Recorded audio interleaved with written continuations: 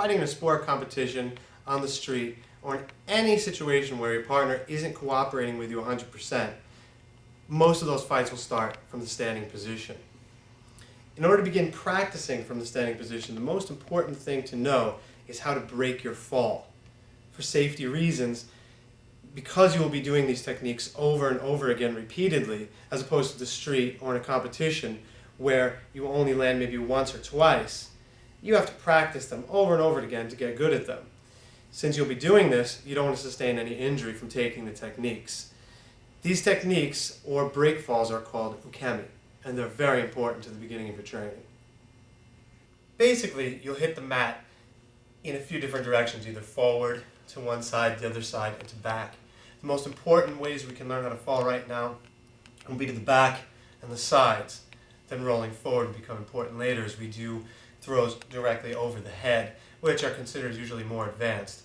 For the first types of throws, we want to basically learn how to fall backward. We can't start from a standing position right away. We should start close to the ground so that you're comfortable, you get acclimated with the mat. So I'm going to start here in a squatted position with my hands this way, pinkies up. I'm going to drop straight back to the mat, but I have to remember I don't want to hit my head on the back of the mat. I also don't want to bite my tongue as I fall. So keep your teeth closed, keep your chin down, and your hands out. As I roll back, I'm going to keep my back rounded. I'm going to try not to slam my behind on the floor. Okay? I want to roll out slowly and carefully, like this. Okay? So you might want to practice just rocking back and forth this way. Once you get good at that, you can learn how to actually break the fall. You don't want to slap your hand on the mat too early here and jam your wrist or hurt your arm. You want to wait until your back has actually touched the floor and then break your fall. Your hands should be out at about a 45-degree angle, whatever's comfortable for you. Right here. Not here and not here. Somewhere in the middle.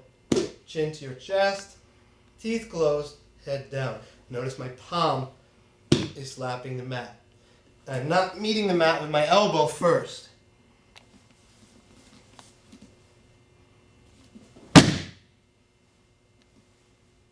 Once you're comfortable from the kneeling position, we can try it from the standing position.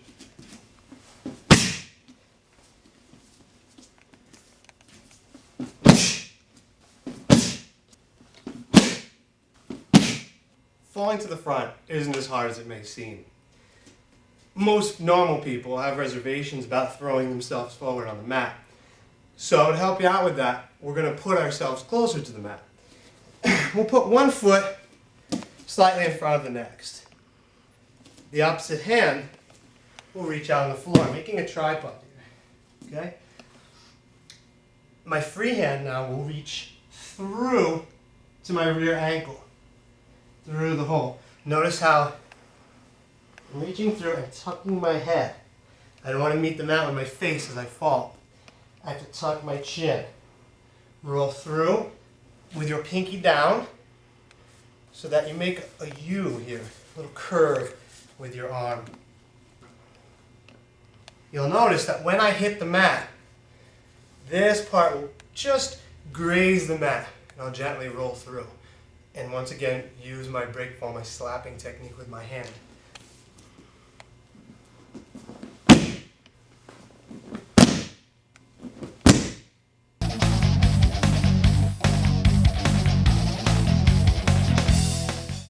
Because Jiu-Jitsu doesn't include a lot of striking techniques, our main goal while we're standing is to get to the clinch position so that he has a harder time delivering really heavy and powerful blows to my head or vital areas of my body.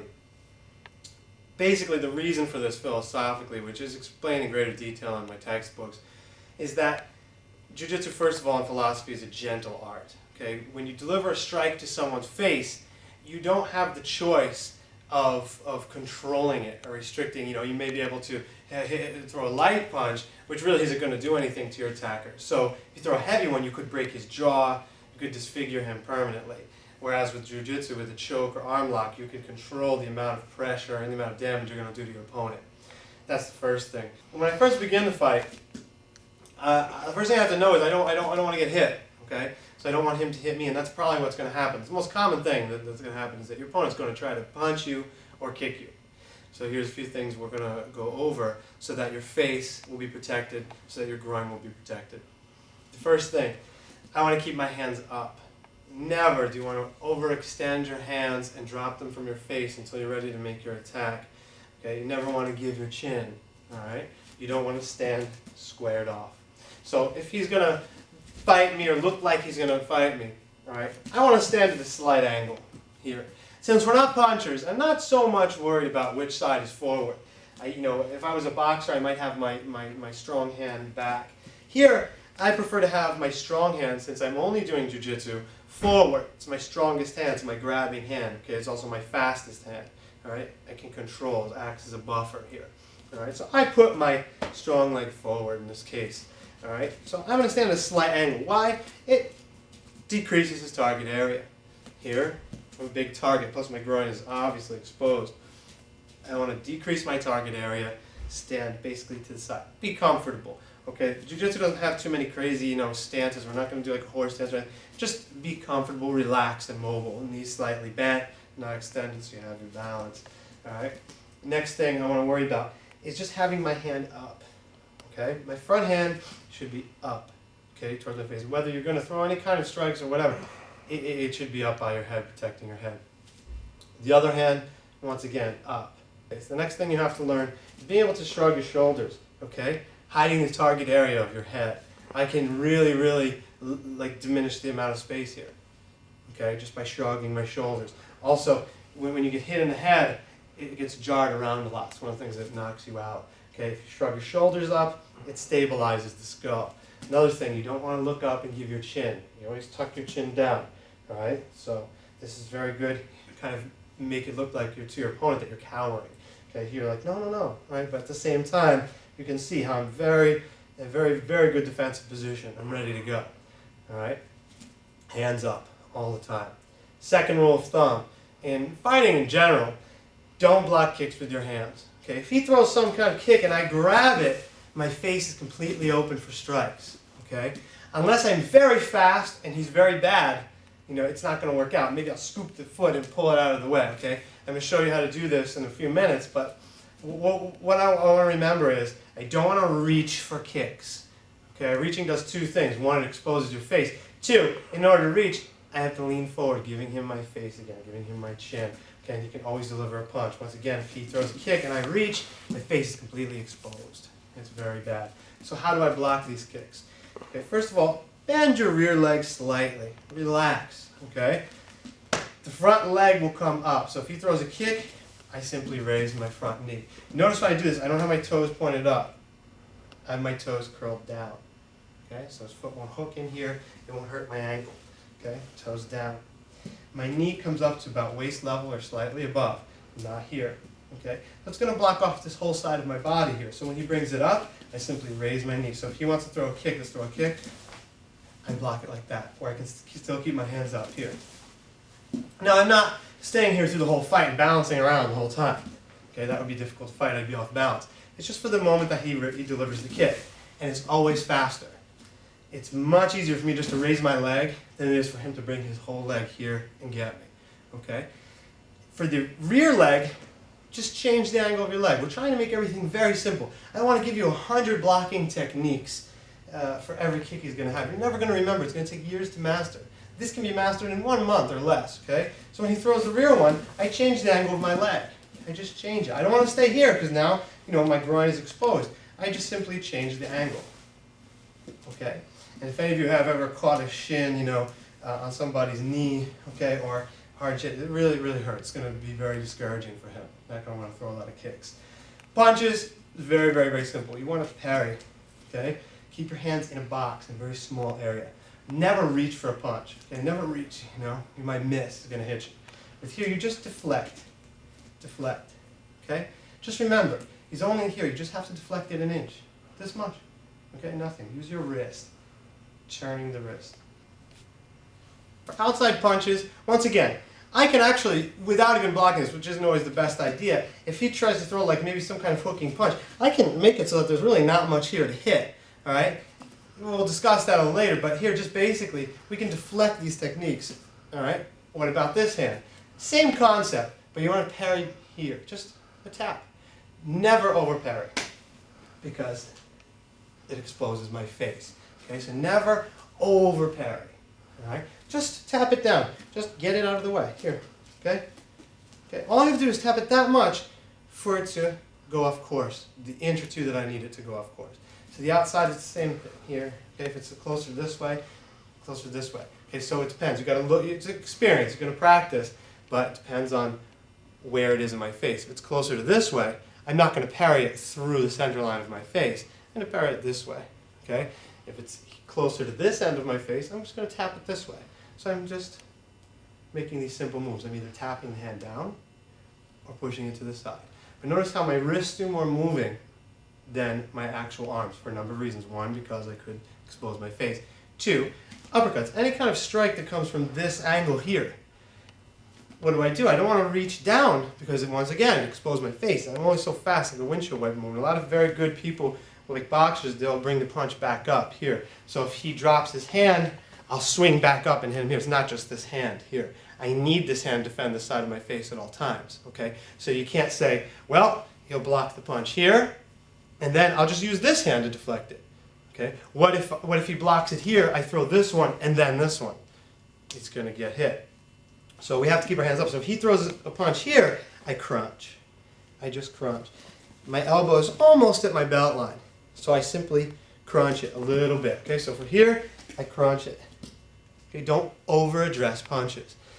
Second thing you have to remember throughout this whole process is that I'm not going to stand here and box with him for a half hour. Okay, there's going to be a few blows delivered before I make my move to the clinch, before I grab him, which we'll discuss next. Okay, so you're just crunching your body. If it comes this way, I crunch it. My hands are still up. If it comes this way, I crunch it. Okay, comes to the center, it's the same concept as the line. Okay, if it comes a little to this side of my body, I crunch this way. If it comes too far to this side of my center line, I crunch that way. So it's keeping it very simple. So he goes to throw something, I'm here. Okay, because it's closer to this side of the center line, and my face is still protected. Okay. So I'm just crunching and keeping myself very tight. So my arms don't move very much. Okay, just a tiny bit. And this is simple. It's economical, and it requires very little energy.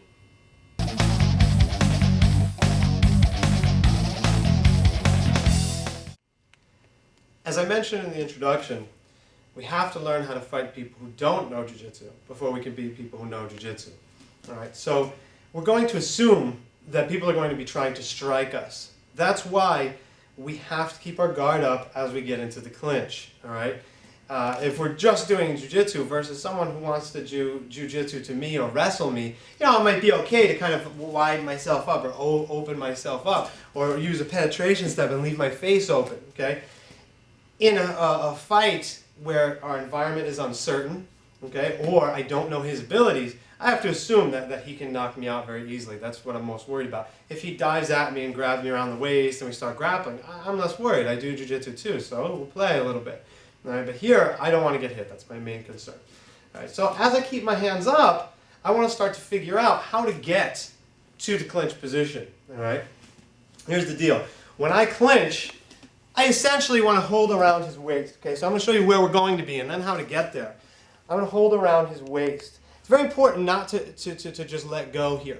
Because if I'm not holding him, he can push away and get away from me very easily. Okay? I have to clasp my hands together.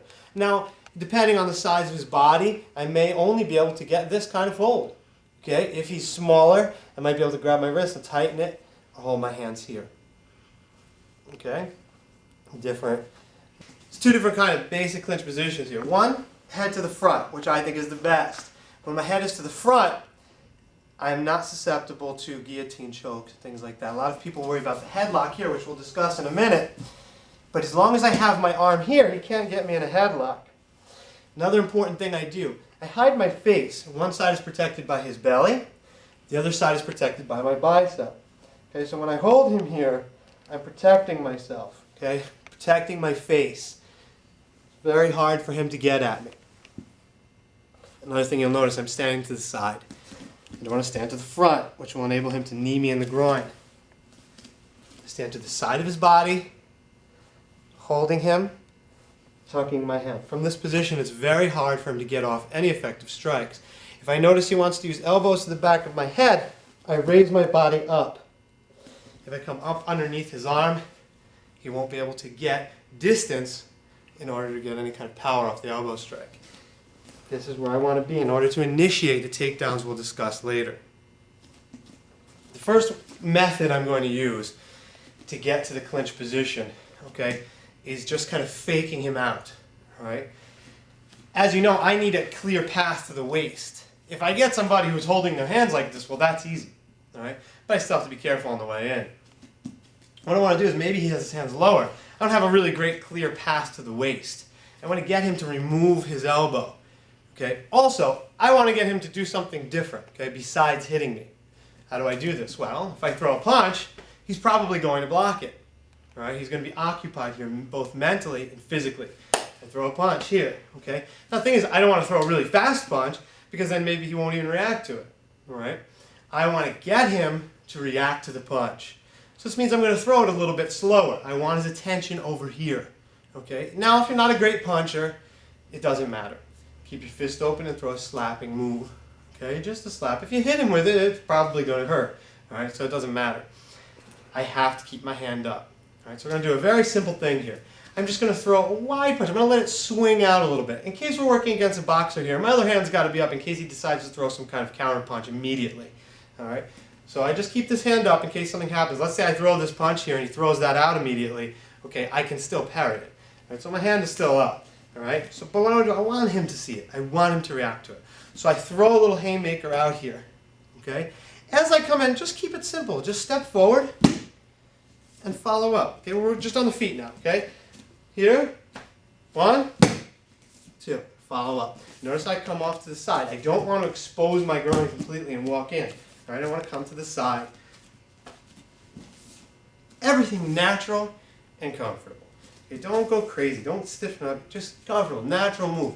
But my hand is up, ready for the other strike. I'm also walking away from the power of this hand here, just coming around, okay, this way. All right, kind of getting out of the way. All right, so it's comfortable. Here, that's it. Get really comfortable, relax. You may just want to be like, hey, I don't want to fight. All right, notice how my head hit his belly first. So let's put it all together. My hands are up. I throw the strike so that he blocks. Step forward, my hand is still up. And clinch.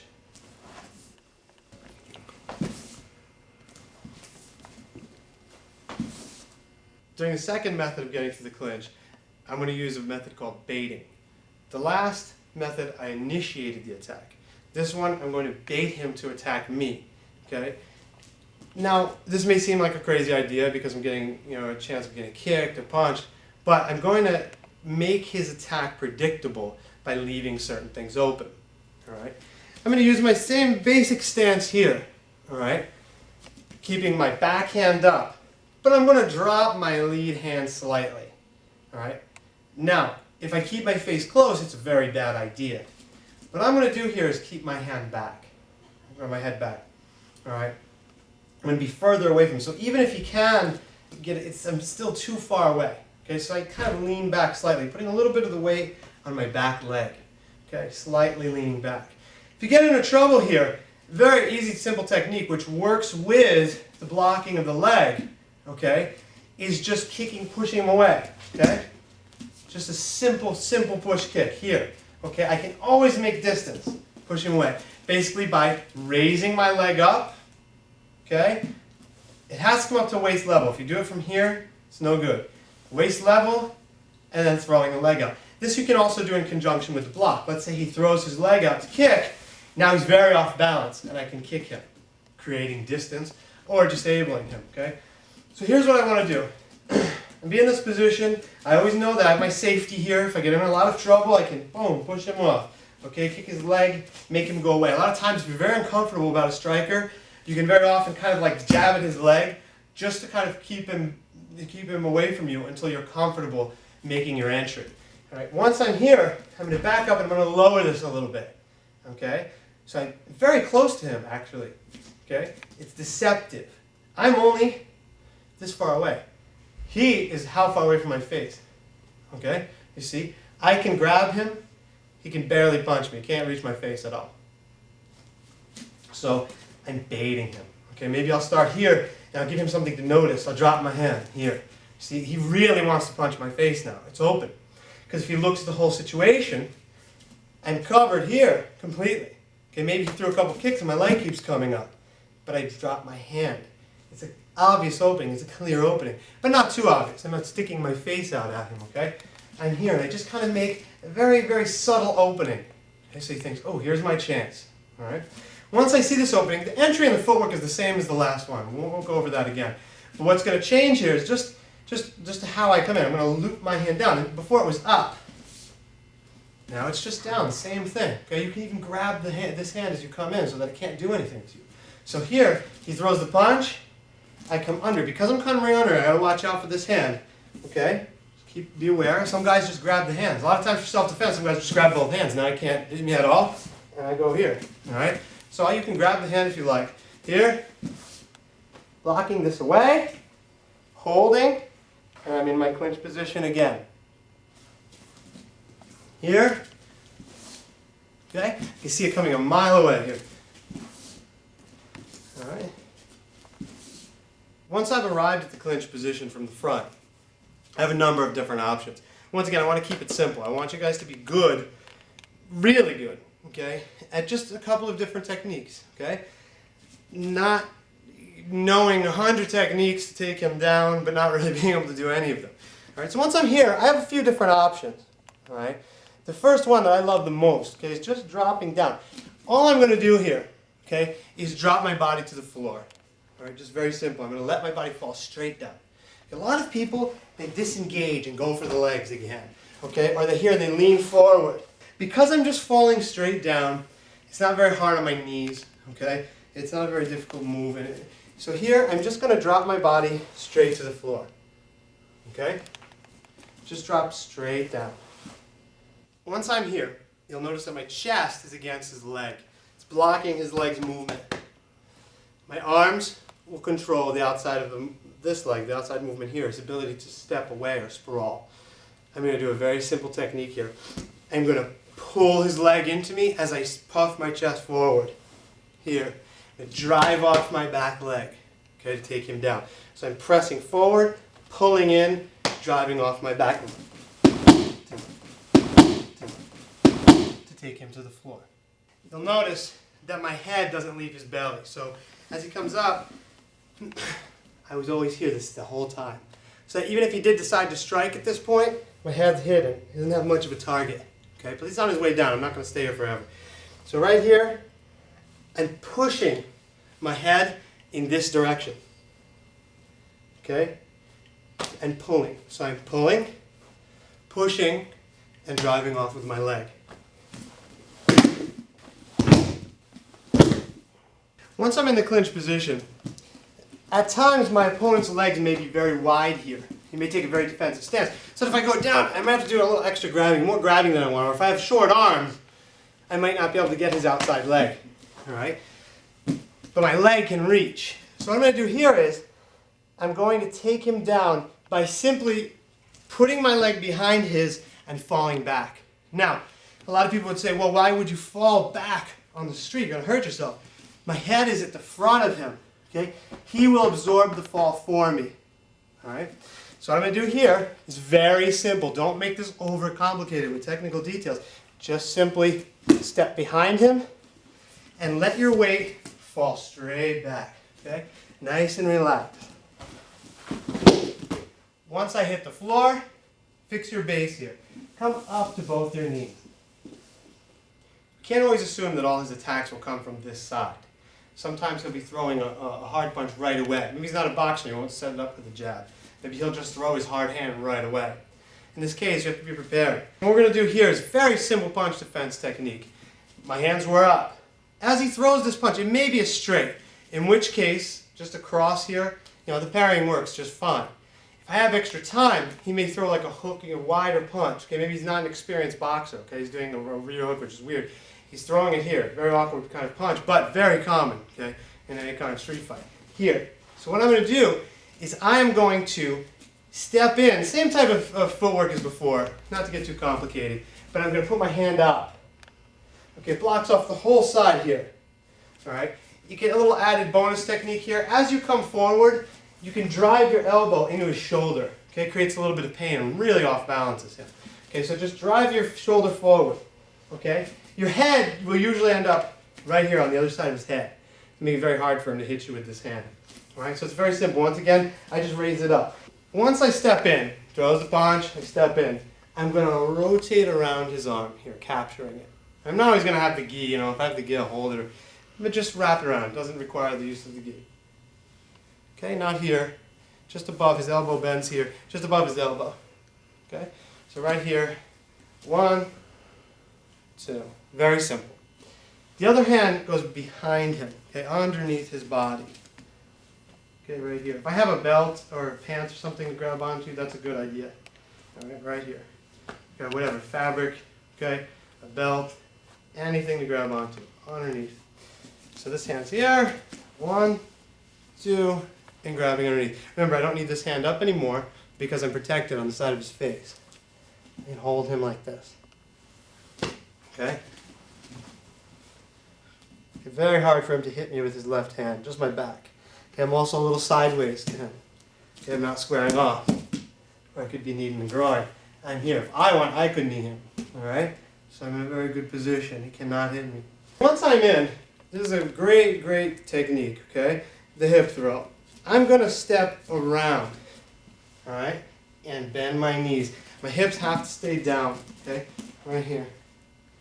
Alright? I shouldn't have my legs too far apart or too close together.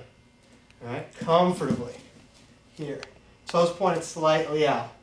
Okay? The most important thing is that you'll notice my belt line comes below his. Alright?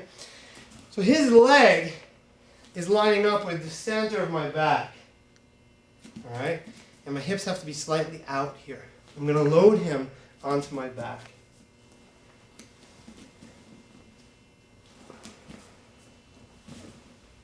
Okay? My posture's straight. I don't want to be leaning forward or in a weird position. You should look in the direction you're about to throw your opponent. You're going to use your legs to lift your opponent. It's very easy, okay? Very easy. It's not very heavy here. He's on my back, okay? Legs to lift. Once I have him in the air, obviously I'm not going to hold him here for long. I'm just simply going to twist my body until he falls. Once he falls, I should establish control. We're going to go over this more when we discuss the top holds. But try not to, fall forward. As he falls, straighten your back up. There's a lot of submission techniques here, that you can do on his arm locks and things. But right now, we're trying to get a good idea of, where we should be positionally. You can rest your knee here, put your leg out at a 45-degree angle. Just don't fall forward. We discussed the kicking defense before, just a basic concept of raising your leg, okay, to block the kick. What we want to do now is a follow-through. Maybe he throws a kick, and I'd like to use that to take him down. All right, so here what we're going to do is just go over again. Once again, our hands are up. He throws, let's say he just throws a kick here to this side, all right, and I block it. All right, it's very simple. If you can time it right, as he kicks it, boom, you can hook for a second and grab. Now, like I said before, you don't want to reach for the kick, so I have to do something to make my body get closer to him and off balance him. Another thing is the kind of punches someone throws when they're on one foot are very different from the kind of punches that they throw when they have both feet planted on the floor. So let's just look at the first part of this here, off of the defense from the kick. We defend, okay? And what I'm going to do now, as soon as I feel his leg touch mine, I hook his foot, okay? It kind of off balance him and it stabilizes the leg just for a second. I'm not going to stand there and play like that. Okay, but I'm just going to defend, hook, just so I can grab it here, okay? So we're just looking at this part. Everything else I'm not doing perfectly. All right, so just the legs, right here. 1, 2, and grabbing. Okay, so I want to just hook up his ankle right here. We're going to block kick again, hook, and this time I'm going to step in. When I step in, I have to be very careful that I don't get hit, all right? For street fight, for a serious situation, you can just press the guy's face. You just cram your head right into his face. I want to get my head close as I come in, so I'm going to step in here, okay? So if you watch my left leg, I'm stepping in, and my head is coming close. Now, I don't want to get punched. I don't want to leave my face open, because although it won't hurt that much, it's not the most powerful punch, it can still do damage. All right? So I step in here. Okay, so I block, hook, and step in. Now this is very important. See how my heel is up on my left foot. It's going to be hard for me to kick my leg up. I'm going to kind of bring my heel down and straighten my leg out. Okay? Like this. It's gonna make his leg collapse. At the same time, I'm going to twist my whole body hard to this side. Okay? Here. Bring him to the ground. All right, let's look at it one more time. Okay, so I block the foot, hook it, grab, step in, turn. It's a turning movement. Okay, I twist him. You can feel his leg kind of buckle as I do it.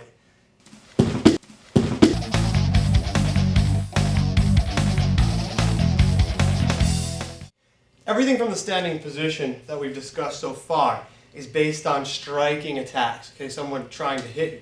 Now what we're going to do is someone trying to grab you.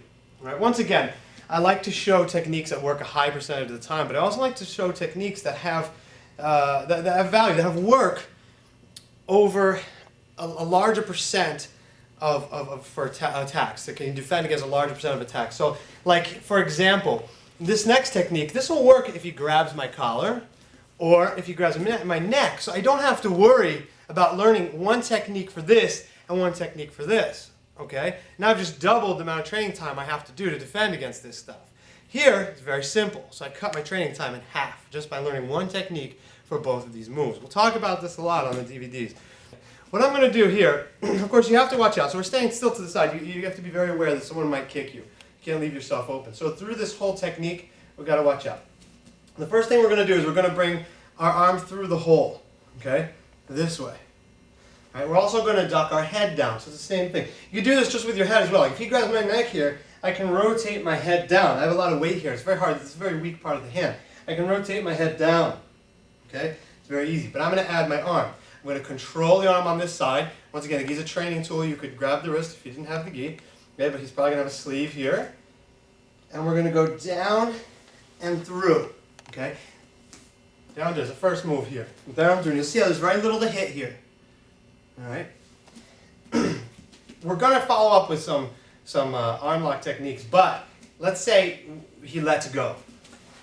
Worst case scenario, you know, I'm just here. I can do a very simple arm lock, which we'll detail in a second. All right? For here, let's say he holds on. Let's say with the lapels, okay? Very strong guy. He's got an attitude here, an ego. He doesn't want to let go.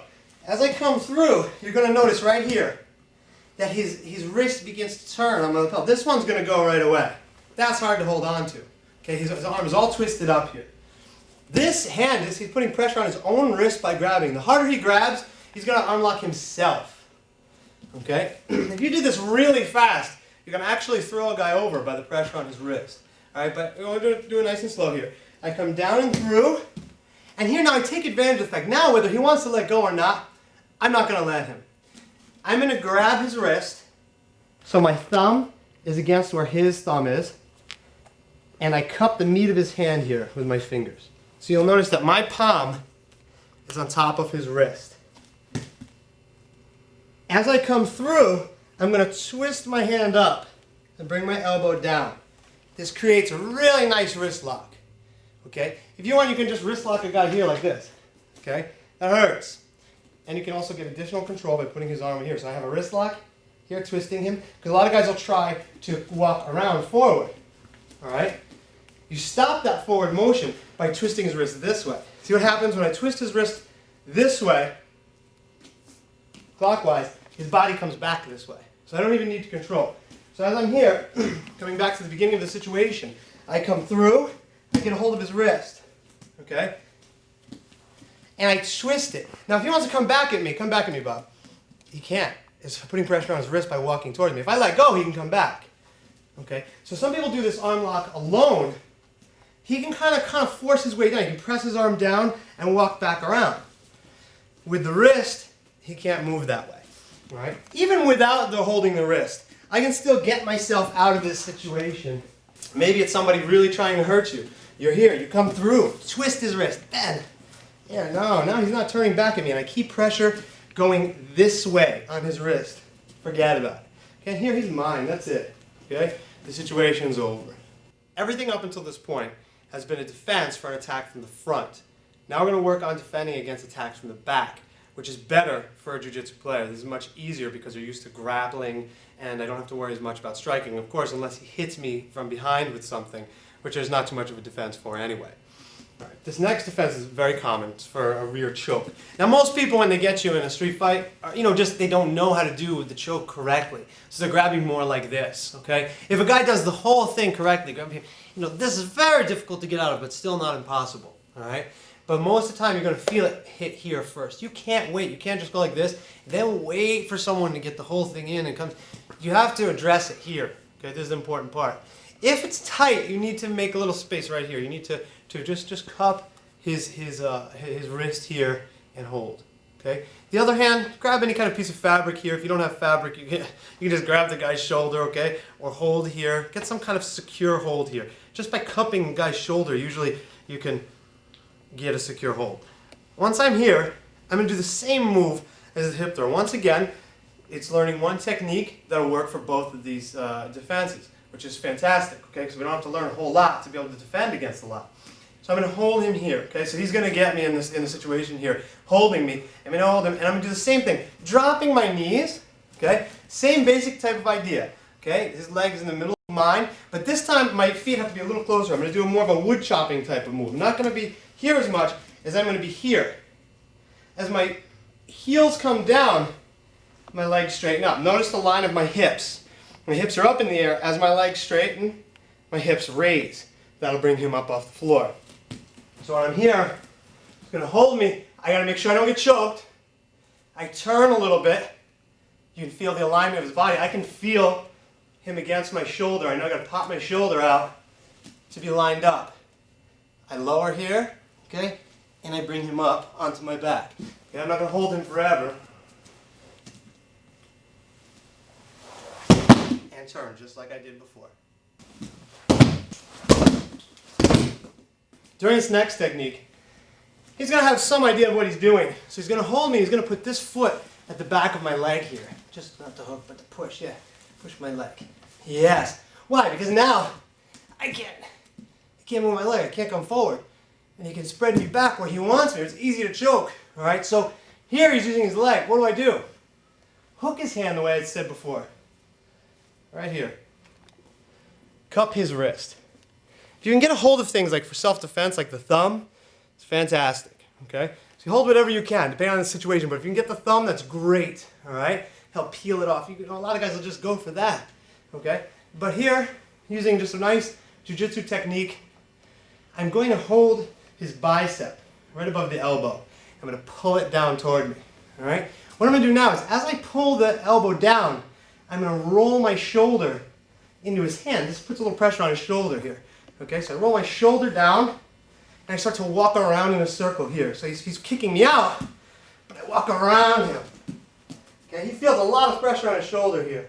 Okay, and because I'm pulling down on his arm, it's very difficult for him to move back toward me. So just so you can see the follow-up. We're going to be here. I'm pulling down. I'm rolling the shoulder and pulling in. Two different motions. Pushing, pulling. Okay? I walk around, and if he doesn't go down here, all I have to do is step behind his leg here. Okay? I just keep walking. Step behind his leg. Make it easy. Okay? And I just sweep him down to the floor. Okay? Once again. We're here. He's pushing, so I can't do my move. I can't do my throw. Okay? It's not going to look pretty today. Here. Okay? Pressing down, and here just, okay? Reach his leg. This time my partner has me in a bear hug, okay, around my arms, all right? This is very difficult for a lot of people because you can't move, all right? We're just in a few different steps. The first step, we're going to lower my body down, okay? Just lowering it down. This makes it hard to grab alone. A lot of people, if they're very big and strong, they're going to kind of lift you and pull you and control you, try to move you somewhere. That's why they did this. All right, here, if he just starts to move me and I settle my weight, it's very hard for him to even move me, okay? So that's the first thing, all right? The one issue we have to worry about is if he doesn't know jiu-jitsu, and I drop down, he may move to the choke. He may move to this rear choke, okay? So you have to be conscious of this throughout the entire move, right? Just to let you know. You have to be aware. Sometimes I grab here or whatever. You're going to be okay. But we're going to lower ourselves down. Now, simultaneously, what I want you guys to do is you're going to raise your arms up. If I wanted to raise my arms up alone, probably can't do it, okay? I have to lower myself down and raise my arms up. Now here's what we're going to do. If I expand my chest by breathing in, okay, it makes everything wider. If I let out, it makes everything smaller. So we're going to do this very quickly, all right, so that we can slide out. So here, what we'll do is expand my chest and breathe out. I disappear for a second. Okay, I can kind of get out. Even if it doesn't break his hold, if I do it really hard, I'll probably break his hold because I'm maybe a little stronger. So here, I might be able to kind of like loosen this. I'm really loose, all right? So here, just going to get your best, right here. Okay, once I'm here, I have a lot of mobility now. What I'm going to do right now, you can probably control the hands. It's a very good idea. I'm going to just step behind. Notice how much space I made with my legs here. I really shot my legs out when I came down, all right? I have room now to step behind the guy. Okay, I'm behind him now. This is a great position. Okay, so right here. Okay, now behind him. Once I'm behind him, he's done. It's finished. Okay, I grab one leg here, and I just rock back and dump him over my leg. He's like on a chair. Okay, my left thigh is like a little seat for him. Okay, so I'm not using a lot of strength. I'm not picking him up. I'm rolling him over my leg. Here. Okay, so I don't want to lift the guy all the way in the air with strength. I'm just kind of dumping him over my leg. And once again, breathe in. Okay, out. Holding here, careful in case he chokes. Around. And you can dump.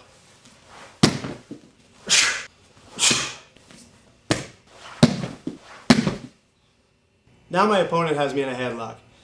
Maybe when I was doing the last move, he decided to switch to this move here. Maybe when I was clinching with him, I didn't keep my arm in the front like I was supposed to. Whatever the case may be, I'm in a headlock now. If I give my chin, it could be a choke, all right? But you dip your chin, it's not a choke. I'm going to hold here to take some pressure off. Second thing, if he lets go, all right, I have to cup his arm here so that he can't punch me in the face. It's very important that you defend against punches right away. Cup here, all right? That's important to know. So right here, one, and cup here. You got to be careful. You have to watch it. But now I'm going to try to make my move, all right? What I'm going to do is I'm going to come over his head, pointing my palm to the floor. Now we're going to use the wrist motion again here. I'm going to twist the wrist. It's very important. What I'm going to do here is I'm going to look up. As you can see, breaks his arm off a little bit, and press his face away. There's a lot of nerves here too, so if you resist a little bit, you press his face, it hurts, okay? So I get this ridge of my hand in his cheekbone here, or underneath, there's a lot of nerves right there, okay? Pressing away, right into his face here, okay? As I press away, I turn my hand, okay? So I look up, press away and turn my hand. I'm gonna push his hip around to spin him around. All right, so let's look at this part right here. Again. Okay, just that. Now let's add the head here. I do a better job with my head. So I look up, really break it, maybe stronger. Here. Okay, push him around. Okay, notice how I get weight over his head here as I turn him. So now my hand is pointed up from the turning. It was here, and I looped around, I just scoop. So that my hand is under his chin. Okay, I'm under his chin, my thumb is up. Once I get him here, I'm just going to put my hand on his shoulder, just like this. Okay, really simple, blocking his move. Maybe he wants to come take me down now or something, I can block his shoulder. Very simple. As he comes around though, I'm going to try to get his head where it was when I came around. Let's look at it again so that you can put it all together for yourself. Here, spinning around, look, his head is trapped underneath my armpit. My thumb is up underneath his chin. I press his shoulder. My other hand goes, I'm going to make some space here so that you can see. My hand touches my own wrist. Right here. Okay, so I'm right here. This is very tight already. To increase the pressure, I don't want to like get up on my toes too much. I'm very off balance. He can put me on the floor. What I'm going to do is this, just a simple move with my wrist, and it's going to be reoccurring for a couple movements during this DVD series, like this. You'll notice how my wrist raises up a couple inches here when I do this. Now you notice before my wrist raised up, it's going to raise up into his neck. I'm going to squeeze with my arm a little bit to cut off this side of his neck here, squeezing, and doing this. It's much easier than pulling. Okay? Very technical movement. Here, and squeeze. Here, squeeze. You see, I didn't have to go far to get him to tap out. All right, here's one that's not in the book. This is my very favorite technique for rear grab defenses because it works under just so many different movements, no matter what he does. Some people get you in a full Nelson here, okay? This will work. It's great. All right, the one thing about the full Nelson I just want to address is when you're going to get out of it, it's very easy to break the grip. If you bring your hands together, okay, and you squeeze your fingers together. See how? Make a little winch here, just like this. All right? My elbows have to come down, okay? So a lot of technique involved. My head goes back. It'll break his hands off. All together at the same time. All right, now from here, there's all kinds of moves. You can arm lock the guy, but if I'm worried about my neck, this move can be a submission. It can hurt my neck a lot. So I hold here, okay? It's very powerful because sometimes you can't reach your own hands if you have short hands, but you can just get the fingertips. If you can get the fingertips, then you can get the rest. All right? So here, once I have this, it's good for this hold, for any rear naked choke. This will work for everything, everything. Okay, so we'll do it from here, from the full Nelson. I love this move because no matter what kind of hold he does, it's a no-brainer. I do the same thing with my feet, and we did it before. Okay, really simple. I step behind, and it was just like the clinch move, but it's better. With the clinch move, when we took him down, our arm was behind him, so our arm kind of did hit the ground. Here, my arm's in front of him, right here. All I'm going to do is step behind him and fall. Okay, he's going to absorb all the weight from this. Okay, nothing hits the ground except a piece of my leg. I fall. Oh, okay, I try to be nice to Bob because he's my friend, but if I go very hard, all my weight hits his ribcage, hits his diaphragm, probably knock the wind out of him, and if not, I'm in a great position. I'm on top of him, can't really hit me with his knees or anything, just legs out for balance. Okay, right here, and I can always change to the mount position or something better and finish the fight. Okay, let's look at it again. Maybe this time he has me just holding here, whatever, okay? You can just hold here, just step around him and fall, okay? Once again, did it slow for my partner. I don't want to do it very hard, okay, for practice. Let's look at the choke. Maybe he's choking me, okay? Right here. This is kind of bad. You can't hold the choke, okay? Let me get the choke up. See? There's nothing. It's nothing here, okay? If I want more pressure down, I just fix my position here. There's nothing, but he can't complete the choke with his arms at that angle. All right? I'm in a safe position now.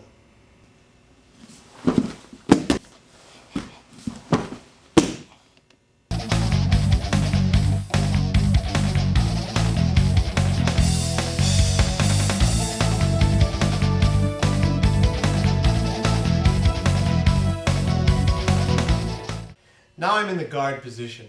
The guard position is basically any time when my opponent is controlling me with his legs. Okay?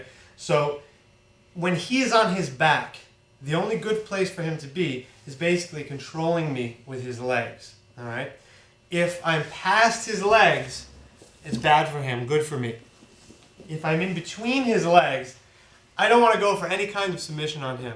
I'm not in a really great position to finish the fight. Okay? He has leverage with his legs, all right? So I'm in between his legs, and if he doesn't have any kind of guard at all, let's say I threw him to the ground, and he's not really using his legs, well, of course you can just move his legs to the side and come around, just push him to the side. But Bob knows jiu-jitsu, so Bob's going to begin in the closed guard. He's going to close his legs around me, which means he has his ankles crossed down my back, so I can't just get up or get away. So this is the first part to passing the guard. Every guard pass has 4 basic parts. First is posture. Second is uncrossing his ankles so that I can begin to move around his legs. The third is controlling his hips. The hips control the movement of the legs and how far they can go. And then the fourth would be passing the legs. What I want to do now is make sure that I do not let him control my balance. I want to get my posture. It's not completely wrong to put, your arm be forward, put your arm on the floor. Sometimes you have to do that. You see this in sport jiu-jitsu a lot. We're not going to worry about it right now. In fact, we're not going to worry a lot about sport jiu-jitsu or the points right now. I want you guys to concentrate on the basic positions, the details of each technique, and really learn each technique. So we're not playing sport specific. I don't want you guys to try to, come up with sport-specific strategies and go in that direction. Let's learn how to defend ourselves. Let's learn the techniques so we're not thinking about winning tournaments just yet. All right? What I want to do here is, if I do get forced to the ground, I have to hide my arms here a little bit. Okay? I have to be very cautious because you could choke me or unlock me and do things. But essentially, I want to make my way back up here. Okay? This is really where I want to be. I want to push off his chest and be up here on the top. All right? That's how I want to posture.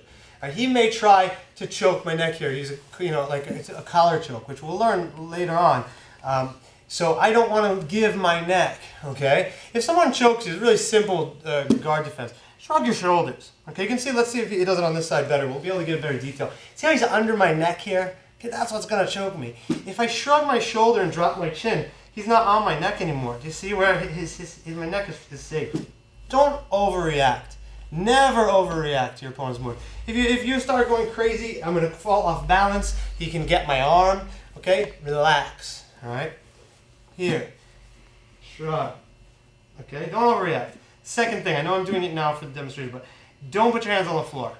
All right? If I put my hands on the floor, he can sit up freely. All right? He can sit up freely and attack. Put your hands on him. But don't extend your arms. If you extend your arms, it's much easier for him to get you in an arm lock. All right. The way you should grab the gi, for now, this is our training wheels here. Okay, so we're going to learn how to practice with the gi first. So, okay, when we go into the guard work chapter, I'm going to show you guys how to work an arm lock and a triangle choke with and without the gi and some of the differences. But right now, we're beginners in jiu-jitsu. We just started. Okay, so like riding a bike, we need our training wheels. All right, we're not going to take the gi off just yet. You got to train for a little while with the gi and get used to it. It makes you technical. And it's going to bring a certain sophistication to the game that will help you as an advanced player of jiu-jitsu. So I'm going to grab the gi like this here. Okay, because if I just put it here, he may be able to pull my arm off. Okay, and once again, I'm off balance. Okay, so I can grab the gi right now and hold on. When I don't have it, we're going to have different techniques to use. But right now, I use the gi. I want to crawl my way back up top. Most beginners, they'll grab the belt, which is fine. Okay, the belt's fine. I'm hooking my hands here and pushing down. Okay, why? Because he's going to sit up. Right? When he goes to sit up, see, he can pull me down with him. All right, or he can begin to sweep me over, turn me over, or attack. So what I'm going to do is I'm going to drive the belt, not just in his belly. If I hold here, he can still sit up. And it crushes my wrists. All right? I want to push the belt up here. Now it's very hard for him to sit up. Okay? Another thing he's going to try to do, if I keep my elbows out, he's going to hook under my elbows and pull me down this way. All right? I don't want to keep my elbows out. All right? It's bad to keep my elbows in if I've extended my arm, because he'll get the arm lock. But I can put my elbows in if it's not extended. He can't get the arm lock. So I can hold the belt. That's fine. You notice as I bring my elbows in, I'm turning my hands this way. That's very important. Okay, I'm also pushing into Bob's rib cage. Okay, the bottom of his rib cage. Okay, that's where I want to push. I don't want to push too low, because once again, kind of wrist lock myself, hurt myself. I'm pushing up. Okay? I can also use the pants, which is much better. If you can get a hold of this, if you can sit up here, rest for a second, and then grab the pants. If you can grab the pants like this and pull the pants up, that's the very best way. Once I have this position here, you'll notice that Bob he's not going to be able to sit up here. Okay, try to sit up. No way. Okay, I'm locking him out like a car jack. Okay, locking him out. Okay, if he wants to dig for my arms here, it's going to be very hard now because he can't sit up. He can't really do anything. Okay, so I'm bracing him. All right, the pants, once again, the pants are the best way, but let's use a good, easy reference point for you guys. All right, sometimes the pants can be bad because if you don't have the wrist technique, you're going to get pulled off. So for a beginner, this is a great reference point for you guys, and this is perfectly fine. You also notice that my thumbs are hooked in, so if he pulls my hand forward, it's locked, and I don't waste a lot of energy grabbing. Okay, so I just lock my hand in, and he's not even pulling me out. Another thing you notice is I wedge my hand down here, my palm. Okay, it's not like this, because then he could easily break it off. All right, it's in this direction. Okay, so I'm holding. Now I have my posture. All right, this is important. And my posture, I'm all set. Next thing, I'm going to try to break the hooks. When I go to break the hooks, this is very important. I don't want to have my butt coming off the floor too much because then I lean forward again and he'll break my posture. All right, I want to keep my butt to the floor. All right. What I'm going to do is I'm going to make an L shape with my legs. Okay, an L. I'm going to put my knee in the middle of his butt and the other leg out in an angle. All right. How do I do this without coming forward? Well, I slide one knee out first to make a little room. As I slide that knee out, I continue to push his ribs and slide the other knee in. Okay, so now you can see that the knee is in the middle of his butt. And I am up off the floor a little bit. All right. In order to break his hooks, I do a few things. I push on his rib cage. I slide my left knee back. Okay, and I make a move like a cat stretch. I bring my shoulders up, my head down, and my lower back I round out. So my head's going this way, my lower back's going that way as I slide my butt to the floor.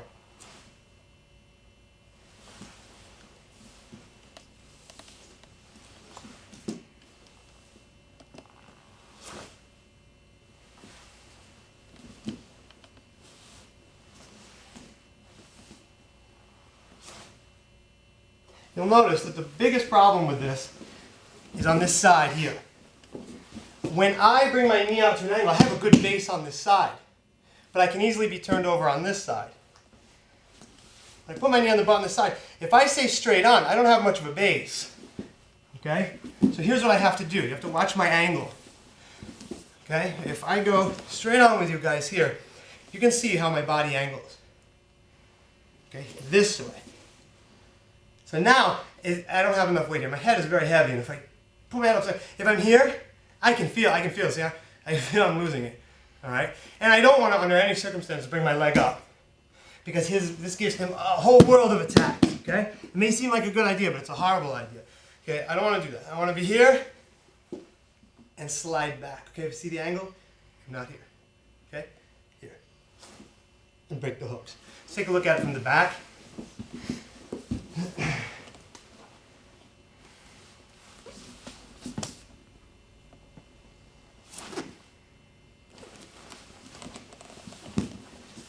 Okay, so once we have the hooks open, my partner is probably, going to start to move around, all right? The most common thing that people will do is they'll regain some control with their leg and put their feet in the hips, all right? Very common. What I want you guys to do is, whether you're holding the belt or the pants, I want you to continue holding it with the hand that's inside. This is the most dangerous point, okay? Because now he has good hip control here. He can easily, if I let go, pull me back in and get a submission like that choke. Okay, I don't want this. So I hook his belt, hold it. Okay, my elbow down. I don't do this now. And with through all this work, I want to stay here. Okay, here. If he moves away, I follow. All right, I want to keep my distance close. I want to control his hips. All right, but right here, he's going to stay.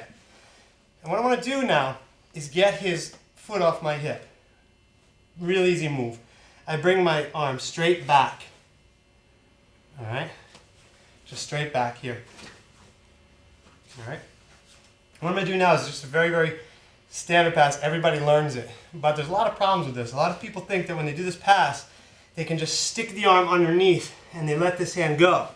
It's going to be so easy for him to choke me. I never want to put one arm in, one arm out. Never do this. Never, never, never. Never look down. He's going to get you every time. Okay? Here, I'm going to back up. He can't put me in the triangle choke. My elbow needs to be here. Okay? Because he can't. If my elbow's here, he can. If my elbow's here, he cannot. He can never do it. Okay? And once again, my hand is going this way to wedge. Okay? So I'm going here. I can stick my arm out. It doesn't matter. There's no submission here. Okay? There's no triangle choke at all. Nothing. Now, here's the deal. Most people do this. My goal is to get here. Okay, but check it out. Most people, when they go to get it, they bring their hand up in a wide circle and around. If I bring my arm out this way, Bob, put your leg on the floor. I can't lift my arm. It's hard, okay? No way. It's not going to work. Never. I want to bring it straight at him. Okay, so you watch my angle here. I come here, underneath, watch. Okay, Bob, put your leg on the floor now. Straight. Forget it. It's going to go right up on my shoulder nicely.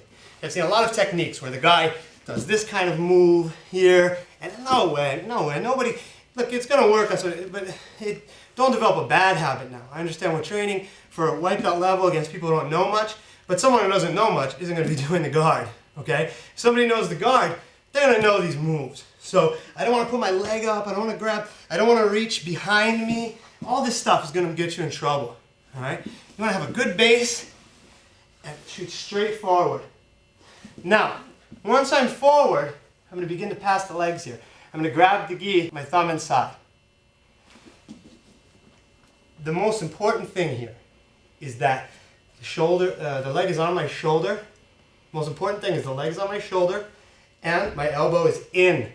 Because now, as I do this, if he really wants, he can go under my arm and pull it back in. Oh, see, now I'm in the choke again. But if I hide my elbow at my side, he can never get it. Get my arm up. Get my, go underneath. No, he's never going to get my arm. I'm attaching it to my ribs. It's attached to my ribs, a part of my rib. So I'm here.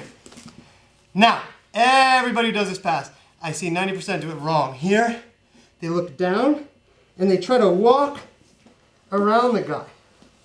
That's never good. Look, his leg isn't coming off. I'm almost around him. His leg still is not off my head. It's wrong, okay? What I want you guys to do is you're going to bring your head up, ankle to the back of the head, chest forward. Look at that, it's already off.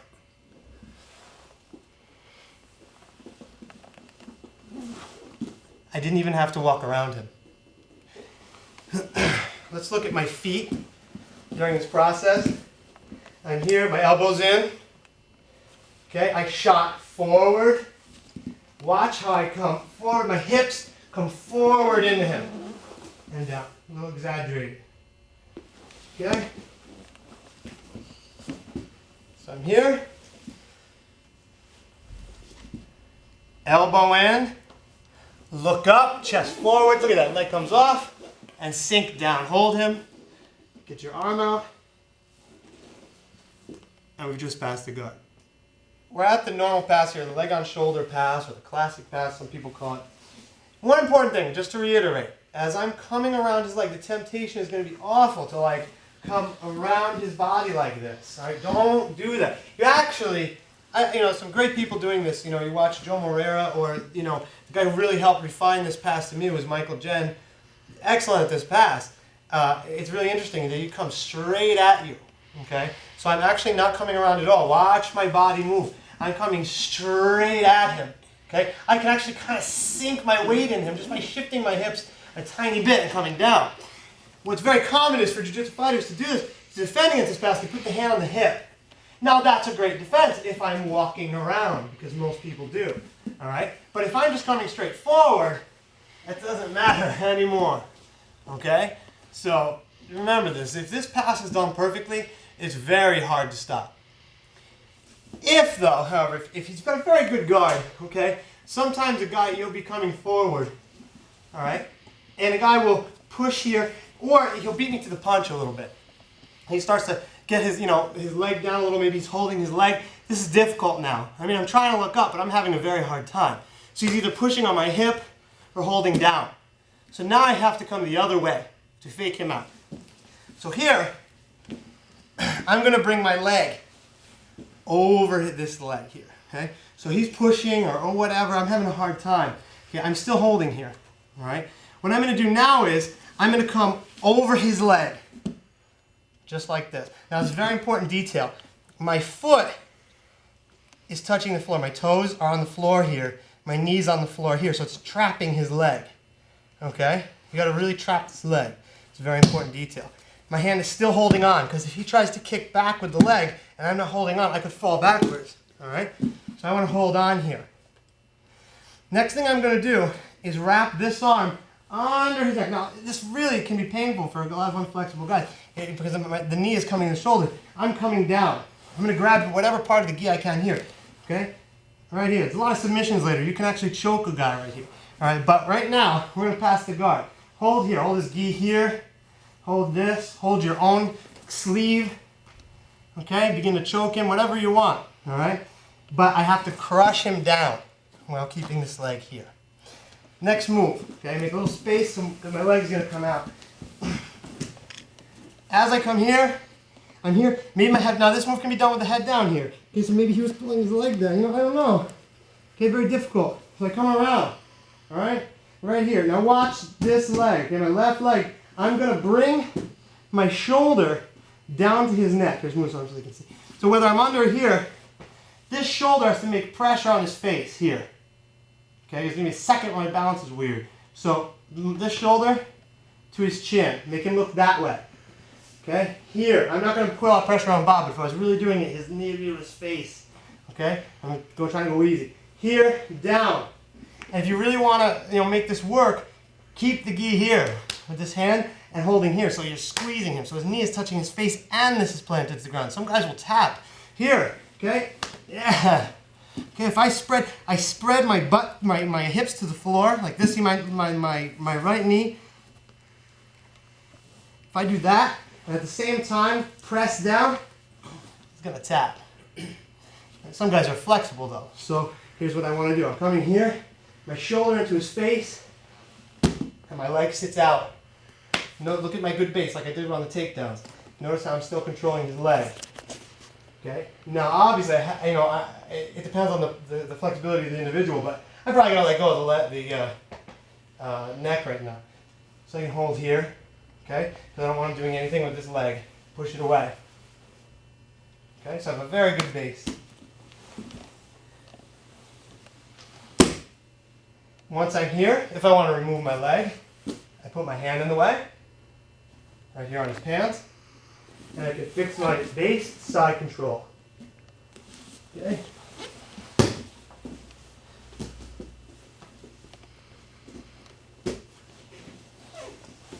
On this next pass, the beginning will be identical to the first. All right, there's a number of different ways in which we uncross the ankles, but I like to stick with one and get really good at it first. And I find that most jiu-jitsu fighters have a preferred method of uncrossing the ankles that they use with a lot of other passes. Basically, it's like a mix and match book, like a children's book with a different set of eyes, a different nose, a different mouth. You can interchange the breaking the hooks method with the passing the legs method or the posturing method. So what I want to do here is just use the same breaking the hooks method. Okay. Keep it simple and give you guys a different variation on the passing the legs method. So here I'll do the same thing. Maybe I want to use the belt because why? It's a good reference point for you guys. All right. When you get more advanced, some people don't like to use the belt. Whatever. But the belt's good. Pants. Whatever I use. Here, the belt's right here. It's available. I'm going to push it. Okay. Keeping my elbows in. Very important. Sliding to the side, making the L with my legs, and rounding on my back to break the hooks. Here, he doesn't put his feet in my hips. All right, I'm going to take advantage of that. I'm going to rotate my hand over his leg, over his thigh, not over his shin, over his thigh. Okay, so if he has control here, now I'm in spider guard. We'll talk about this later, but it's not good for me. Okay, so I want to control his thigh and grab his pants as shown right here. Okay, so you see this pant grab I'm using here. All right, make some room so you can see. All right, I'm grabbing like this. The other hand comes around.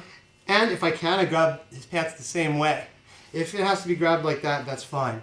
If you have no gi eventually, someday you can hug the legs. That's cool too. But this will work here. Okay? Right here above the knees. What I want to do now, I'm going to bring my head onto his stomach and my feet out like a push-up move. Here. But I don't want to balance the weight with my arms. I want to have my shoulder on his thighs and my face on his leg, okay, to pass the guard. So I'm here and here. Okay, now I'm controlling the hips. Here. Boom.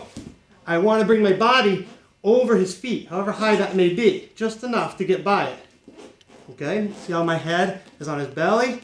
My hands are controlling his legs, so he can't just kick his leg out. If I didn't hold his pants, he'd be able to just reopen his leg and get control again. I have to hold his pants. Okay? Here, and once again being above his knees, I'm here. Now I just come around to the side. You'll notice how he can't get his leg out here because my arm is blocking it, and my hand is controlling this leg. My right hand is controlling this leg here. And holding, I can come above here, or I stick my knee in so he can't move anything. Come around, try to get some weight on it. You don't want to bring your weight up. When you're here, you want to keep your weight on his belly the whole time. Smashing, sliding, smashing down. Okay, don't let him sit up. It's going to be a big part of his defense. All right, a lot of times when you come around though, when you're here, you're going to come around, he's going to start to push you away. And push your face. Okay, whatever, yeah, okay? So here's what I'm going to do. I try to keep my weight down towards his belly, and as I do, lean the weight of my shoulder into his leg, I'm going to hop over to the other side here, okay? So I disappear. All my weight's on his leg, so he can't use it. Here, he pushes me away, just hop around. Now the fix up is easy. I'm still holding his pants, but I just change hands. I can hold this leg to control it. Why? Because my weight's on it now. But as I come up toward his head, it's going to come off. So as my weight comes off of his leg, I need to hold it. Like I am here with my left hand. And I fix up. Okay, so I'm here. Okay, so as I jumped over, I want to control with my hand to pass the gun.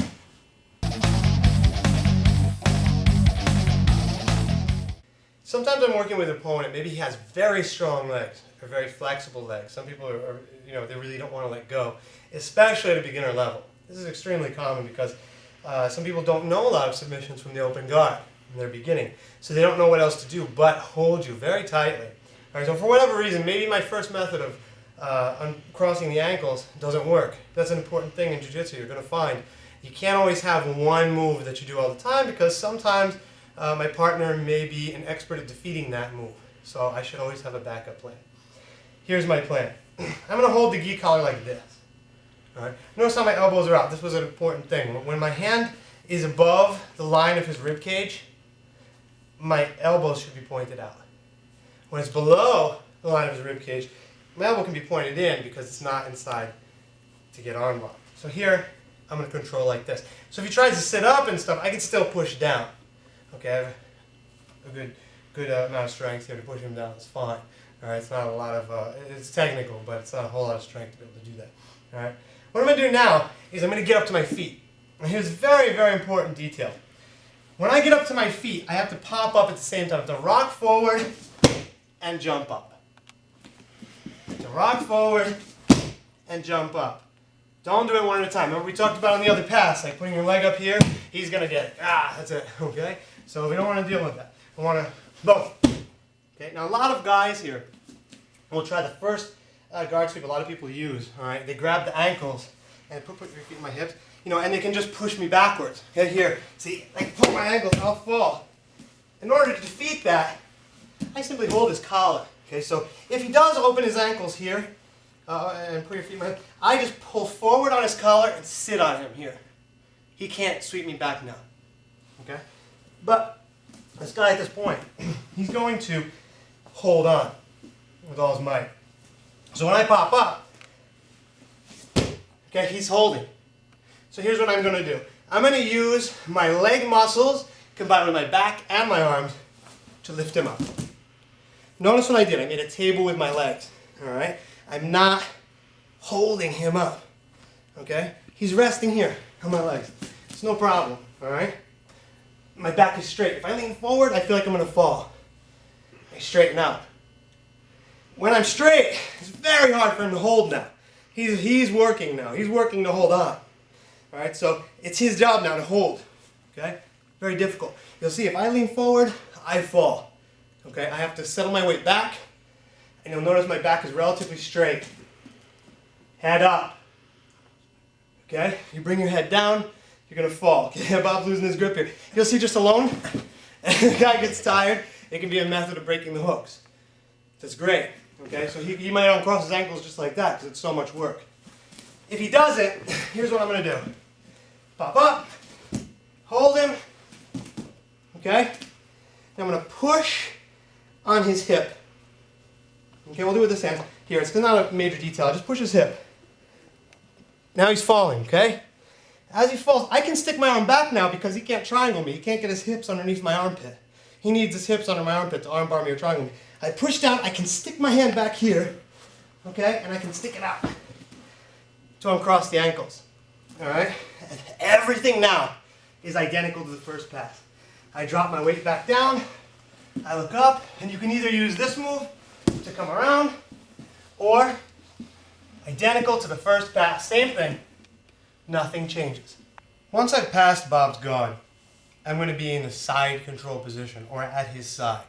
From this position, there's a lot of different hand and leg placements, depending on what he's doing to me, or how I prefer to hold him, or what type of submission I want to get. Right now, I'm just going to go through some of the hold down techniques. Then we'll look at some of the available submissions from each spot. All right. Some submissions can be done from 2 different positions, and that'll make things a little easier. All right. Basically, the basic side hold, okay, you see a lot. It's just when, guys, 2 knees are on the floor here, and, you're holding him either here, you guys have this here, okay, your elbows are out here, and you're holding him down, your chest is to the chest, okay? The knee is in at the belt. Why? Because, when he wants to get his guard back, the first thing he's going to do is replace this lower leg, okay? And if you notice, see how I had to lift this hip, if my knee is in here, it's going to be very hard for him to do. Another typical hold is just holding under here, maybe grabbing his gi, grabbing here, grabbing here. You can hold over top, right, and grabbing his pants. Then my arm blocks off his leg. You'll see how my right arm is blocking his ability to get his leg back. This is a good hold because sometimes here the guy's very big. He might be able to roll me over. He's a big fat guy or something. Yeah, I can get rolled over. Okay? So, now what's going to help me to prevent me from getting rolled over would be having some extra weight over here. Okay? Like if you took a log and Bob wanted to roll the log over, if the log was going this way, it'd be very easy. You just roll over with it. If I took the log and put one tip here and then let a heavy end go out this way, it'd be much harder for Bob to pick up. So the same type of philosophy. I grab his pants here, hold, block off the legs, put my chest down, and I spread my legs back. Now, it's very hard for him to roll me, and it's very hard for him to get his leg in. All right? But this is not a great place to launch a bunch of attacks, all right? Because my hands are obviously occupied. So not the greatest attacking hold, but great for holding. Whereas the other one's better for attacking. So they'll have their purposes. All right. Another great hold is keisagatame. This is actually a modified keisagatame, a scarf hold. This leg is off of balance. So if he tries to sit up, I have this leg back here. You can't just sit up. All right. You can feel very heavy in this hold. Notice how my knee is very close to his head. His shoulder is almost up on my leg here. All right. But it's modified. The original keisagatame, like they use in judo, is here by the head. But unless you're very proficient, it's very hard to hold this for a long period of time. Really easy to get rolled, and a guy can take your back, which we'll discuss later. All right. So a lot of jiu-jitsu guys like to hold in here, more control. Maybe a little less weight on the head, but more control. So I hold here. All right. This is keisagatame. It's good for holding, and there's a bunch of different submissions that are probably more advanced that you can do from this position, though. All right. There's north south, which you hold from the top. This guy's at this angle. Okay, you can hold here, hold his pants. Okay, you can keep your knees in if you want, or if it's a heavier guy, you can spread them out like a Y angle here. All right, there's a bunch of different attacks from there as well. A little bit harder and more advanced, but we will discuss it today, is knee on belly. Getting to knee on belly position is fairly simple. All right, I'm going to push off his hip and his shoulder. So you were here, okay, but I'll make a lot of space so you can see. Pushing off his hip, his shoulder. You pop up the knee on belly. This is a 45-degree angle right here. Okay, it lines up with the shoulder. My foot is out at a comfortable distance. My knee is right here.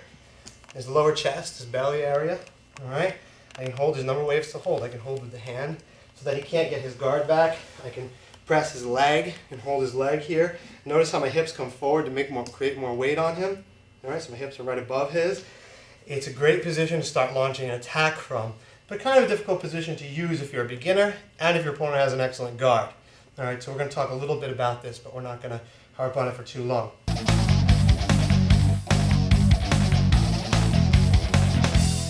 The next position is everyone's favorite here, especially for beginners, the mount.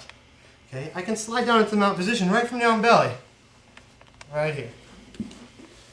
Once I'm in the mount position, I have a number of different attacks. One of the best attacking positions, because my hands are completely free now. With knee on belly, I need my hands.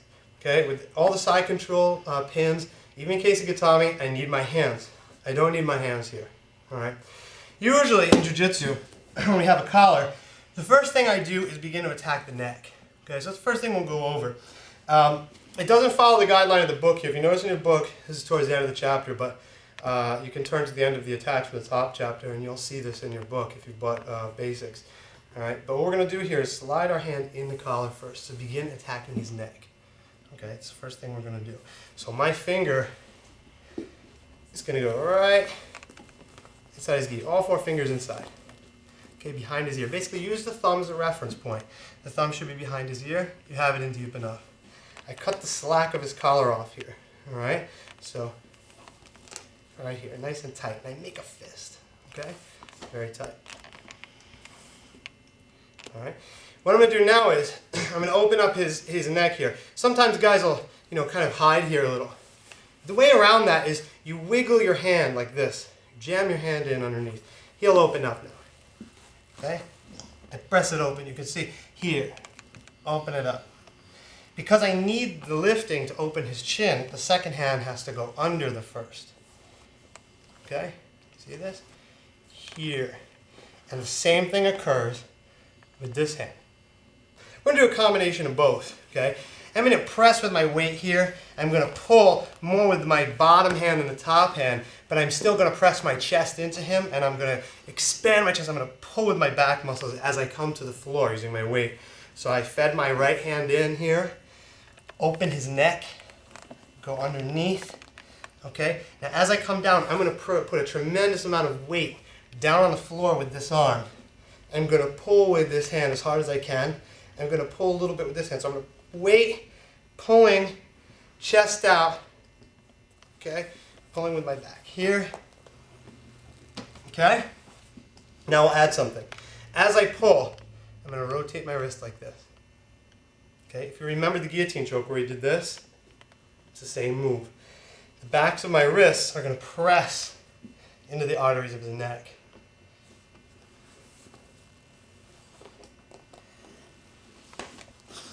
Now your mount hold can be increased by grapevining your opponent's legs, right here as you come down. Okay, it's very hard for him to do anything when you do that with his legs, very hard to escape.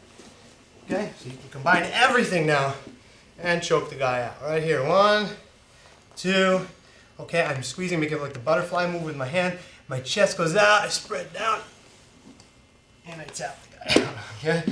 So now that we have the 2-hand collar choke here, okay, with both hands in, 4 fingers inside.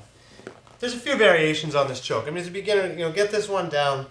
You can try this one as well, all right? Once you have this hand in here, you can also, even if he's got his chin tucked a lot, you can either get the thumb inside the collar here, or you don't even need it. If you can grab a flap of the gi, just make sure your pinky is touching the collar here. You're that close. If you're too far away, obviously it's not going to work. You want to be here, okay? You can choke the guy as well like this, hand over. Except this time, the top hand is the framing hand. This is the pulling hand, okay? You obviously can't pull this way so easily. So you're just laying a lot of weight down here with this hand, okay? And you're pulling, all right? So the guy taps.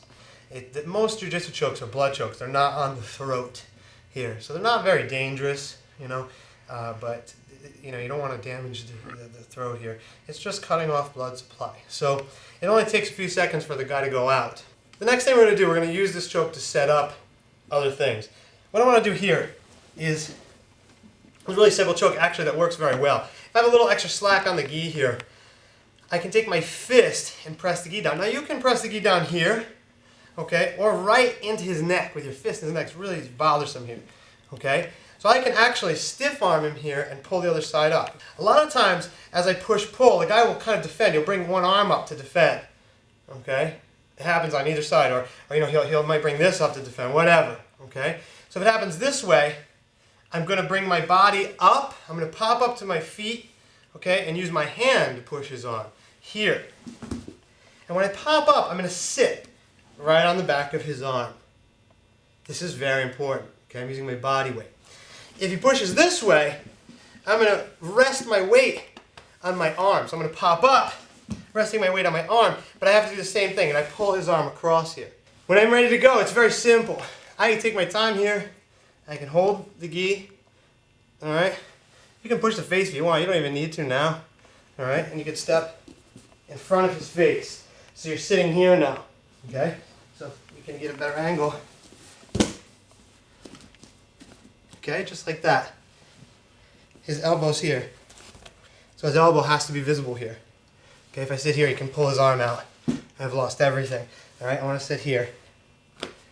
All right, I hold here. Grab your own gi. Of course, in reality, it's not going to be this slow. I like to line the thumb up with my elbow because I control the wrist that way. All right, I'm going to show you one in a second, but just keep that in mind. Squeeze his wrist with your arm and sit straight down. Never jump back, okay? If he's here, don't dive back because it's too much space. He's going to get out. When you're here, when you're up here, I want you to sit straight down. I want you to go here, and it'll stay really tight if you just go straight down. Keep your chest attached to his arm. Squeeze your knees, and go back. Okay, right here, if, just to open things up, you want to keep the guy's thumb up. If you're doing it like this, you'd have his thumb up, squeeze your knees, feet down, pinning his body and his head, squeezing your knees together tight, arm to your chest, lift, he's already tapping, okay? So lift your hips up, all right? Here. Now, when I'm in this position, this is obvious, like if I come back first, and I try to pull with my arms, see, if I pull your arm, oh, yeah, I'm gonna lose it, strength. I use my whole body here. And what I like to do is I can control, Bob, twist your wrist around. It's hard for him to move his hands. This thumb is gonna stay up. Okay, because I'm squeezing with my arm. Make a little clamp here, and just go back. I'm squeezing my knees. Okay, I make a vise here, so it doesn't push into my groin. Okay, his arm won't be able to move freely so much. Okay, and he won't crush my groin. All right, I squeeze my knees together, hold his arm here, and go back. So let's take one more look at the actual arm bar. All together now. I'm here. Maybe he defended here. Okay, I pop up. Both feet at the same time. Okay, sit here, grabbing his arm, and coming back. Normally, everything on my instructionals will be done by position. So, for example, if we were discussing submissions we can do from the mount, we would just stay in the mount position and discuss all the submissions we can do there. But the next two submissions are almost identical to the ones we did in the mount. And I just want to show you how they can be done from another position. All right. So we're going to work a little bit from the knee on belly position here. So remember how we came up. All right. If your knee on belly isn't perfect right now, just work on it. Try to maybe do some drills with your opponent to try to hold it a little bit and work on it. But if you make some pressure here, okay, you're going to notice that the guy's going to want to push you away. All right. If he doesn't push you away with this hand, we have a very easy opportunity here to arm lock the guy. Okay, this is simple. It's going to be exactly the same kind of hip movement we did with the mount arm bar. We're just going to hold the gi here, his tricep, throw your hip into the guy by stepping forward a little bit. Okay, see how his elbow is here? I hold the gi the same way, foot over the face. Now my leg isn't over on this side, but here's what we're going to do. We're going to grab the leg right here, squeeze the knees together, and sit straight down. Okay, I'm in the armbar position. The reason I grabbed this leg, and we'll work on this a little bit later on, maybe in some of the Master Text DVDs, is because he can escape very easily if I don't. He can roll away and escape. Okay, advanced guys are going to do this to you. If you forget to hold the arm, as long as you squeeze your knees together really hard, and you keep this thumb up, like let's say you didn't hold, and you squeeze your legs and you do this, you're going to get most people, everybody who doesn't know jiu-jitsu, and a lot of white to blue belts here with this, okay? But I like to develop really good habits. So if you do it, what we're going to do here is we're going to throw our hips forward, okay, and grab the pins. Right here. All right, so it's almost the same as the other armbar. So see how we're learning a bunch of moves here, okay? All at once, so it's very, very, very similar. The next one is very similar as well. Okay, the finish is the same, but now maybe, here we'll move back a little bit, maybe he pushes out because a lot of pressure, maybe I'm here, making a lot of pressure on his chest, so he wants to push my knee off. I go under the arm. Okay? Under the arm. Okay, so go in the hole. A lot of people mess this up when they do it. They're like, just easy to remember. Stick your arm in the hole. Under his armpit. Put your hand to your collar. Just like this. Okay? A very, very simple move. Hand to the collar. Now what I'm going to do is I'm going to spin around here. Okay, keeping my butt low. I'm doing it nice and slow for you. So my legs are going to be close together. My knees close together here. Holding right here. I'm going to grab his pants, just like I did on the other side. Same thing, just the opposite way. And I'm going to just turn. Don't get up. Turn until you're in the arm lock again. From that position, okay, killing some more birds, we're going to be here. Sometimes the guy puts his hand down here to hide it. Alright? This is simple. One of the most popular jiu-jitsu moves here. Underneath. So I was here. Go underneath your own arm. Slide back. When I go underneath my own arm, there's a little detail here I want everyone to see. I do that. So here, he didn't want it, he brought it down. So I lift up. If you're very strong, look, rock your body like this. Okay? Go underneath and to here. Okay, so I'm here.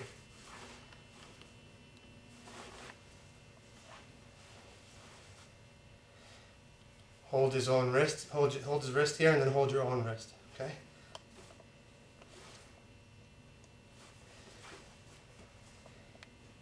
Bend it down a little bit here. Okay, it's a kimura. The most important thing is that this leg at the back of his tricep pushes into him. Stabilize it, make a 90-degree angle, and turn. Turn his arm. Okay? Right here. It's the kimura. It's a shoulder lock here. Okay? Okay, so underneath, I was going here, and maybe I didn't want to. Maybe I just changed my mind. I'm going to trick him. He's ready for this here. I'll go right here. Kimura. Another move that we can do from the on belly, and this is why I want to just go through this quickly, is it's the same move as we did from the mount. Okay, so again, we're just going through a bunch of the same submissions that can be done from different positions. So here, I can stick my hand inside his collar here to attack the neck. Now, a lot of things are going to happen. Sometimes he'll like drop down and like really start to get the arm off. I mean, I can put myself in armbar position. Okay? Just like before. If he doesn't do that, it's fine, he's pushing away. Maybe make a lot of pressure on here. And I'm doing this. So he puts his hands down instead. That's great. I can come here.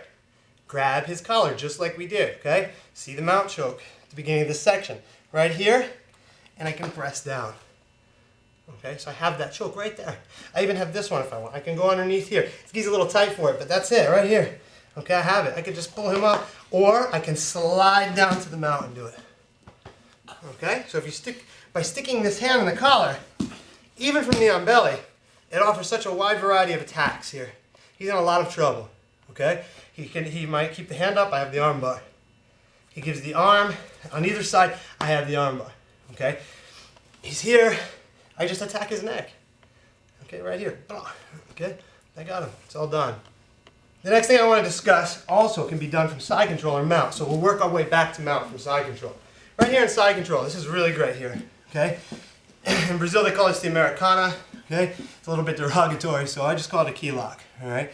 So right here, he's going to push on me or something. Maybe he has his arm in any way, shape, or form here. Okay. Basically, when you're in side control, the only safe place for it to be is, hiding the arm or pushing my face down, So you don't really want to leave this dangling out here. But if someone does, here's what we're going to do, okay? We're going to be in this type of side control, holding here, all right? So I have my arm under his arm. My hand, I'm going to make a little bit of space here. Sometimes if you want, you can push it down if it's a strong guy with your head, all right? But I'm going to make some space here so that you can see it, all right? Right here, pushing his hand to the floor. All right. Now here a lot of people have trouble. They do two things that I don't like to see. They'll go behind the head and try to get it. They're like, why can't I get this? Okay, because you got to be on this side of his head. It's a common mistake, okay? And you guys are going to watch through this fast, and then you're going to do it. And you're going to see. All right, they made this mistake. Okay? So when I'm here, if my elbow's not on the floor by his head, make it go down on the floor. Never accommodate. Never go like this for it to be nice. Put your elbow down. If it's facing the way, smash. Down. Okay? Right here. Once I'm here, these are the important details of the key lock. Okay? Right here. First thing, wrist is pinned. Second thing, okay, sliding the elbow back. Never do this. Because nothing. I have nothing on him. No weight. No control. Okay? I'm here. I slide his elbow down. Okay? Now the next thing, wrist is pinned, sliding the elbow down. Most guys will tap here, okay? So most guys, I slide the elbow down, he's gonna tap. Notice how I kept everything pinned to the floor. Some guys now, they won't tap there, so I won't go all the way down because Bob tapped there. But I'm gonna use this wrist movement again.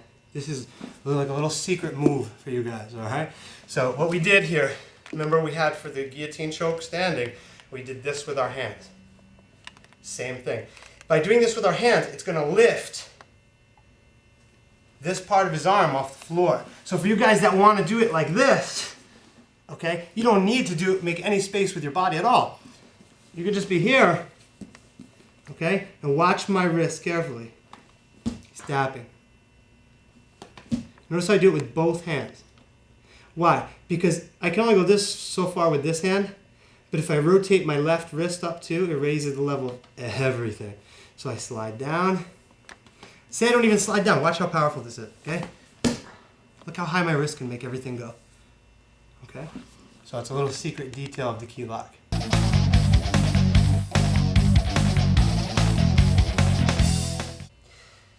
In this portion of the DVD, we'll be discussing taking your opponent's back, or the rear mount position. All right? This is a very, very important position in Jiu-Jitsu. It's one of the trademark Jiu-Jitsu positions. It's the best position of control, okay, because if you're in any kind of altercation where striking is allowed, once you're behind him, he really can't hit you very well, okay? He can't even see you, all right? Very, very, very good position. And if you're doing sport jiu-jitsu later on, when you become more interested in this, you can't go compete in sport jiu-jitsu unless you know a wide variety of techniques. Otherwise, it's not worth it. You won't know what you're doing, all right? So you got to learn a core of techniques, and then you can go compete. But once you compete, there's a very high point value to attaining this position. All right. Basically, the rear mount is when I have both of my feet, okay, called hooks, okay, in. Okay, I have my hooks in. I have both of my feet over his legs, just like this. All right. When you get to this position, one thing you want to be careful not to do is cross your ankles. One, because eventually there's going to be things your opponent can do to counter. You can do leg locks here, all right, which hurt your legs.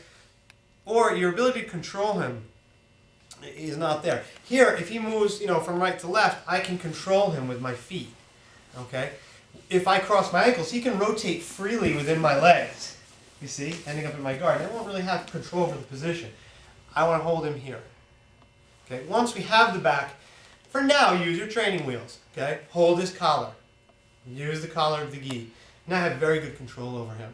Right? If you don't have the gi, you can actually, put someone in a full mount. You have very, very, very good control over someone here. All right. So just to control, this is great. Maybe you want to grab your partner, and you can practice having him move around a little bit and try to control the position. But basically, what we want to do first is look at how to get here. Okay, a couple different ways to get to this position. First thing we're going to do is work from the north-south position. Okay, why? Because in the last chapter we talked here about attacks from the top position and such. So we'll just try to bridge through, making this learning easier for you. What we're going to do, once again, use the gi, use our training wheels. When we're here, I'm going to open his gi up. Open his gi. Okay, holding the collars as so. Right here, hands down. Once I have his gi, it's a really simple move. And I'm gonna leave a little space. I'm not gonna do it as tight as I normally would. You can rock him aside. But basically, I'm gonna kind of pick him up here. All right. Some people stand completely up. A little risky, but you could do it if you want. If you want to do this to practice, pick him right up. Okay. And you can put one hook in, the other hook in. Okay. Now you have his back. All right. It's a bit much space, but if you want to be a little tighter eventually, you can just pick him up to this level here, okay, and rock to one side, rock to the other, and you'll have his back. Sometimes from the top, when we're here, he'll roll to his knees voluntarily, either because, maybe he's trying to make a daring escape, or he doesn't know what he's doing. Right, he's a beginner. So he rolls away from me, giving his back. Okay? You're going to learn that until you're advanced, you don't want to give your back. Once you're advanced, there's techniques you can do from here. But for beginners, never give your back. Once we're here, okay, he rolls away, boom. Okay, here's what I'm going to do. I'm going to have you turn this way so they can see. I'm going to grab his belt.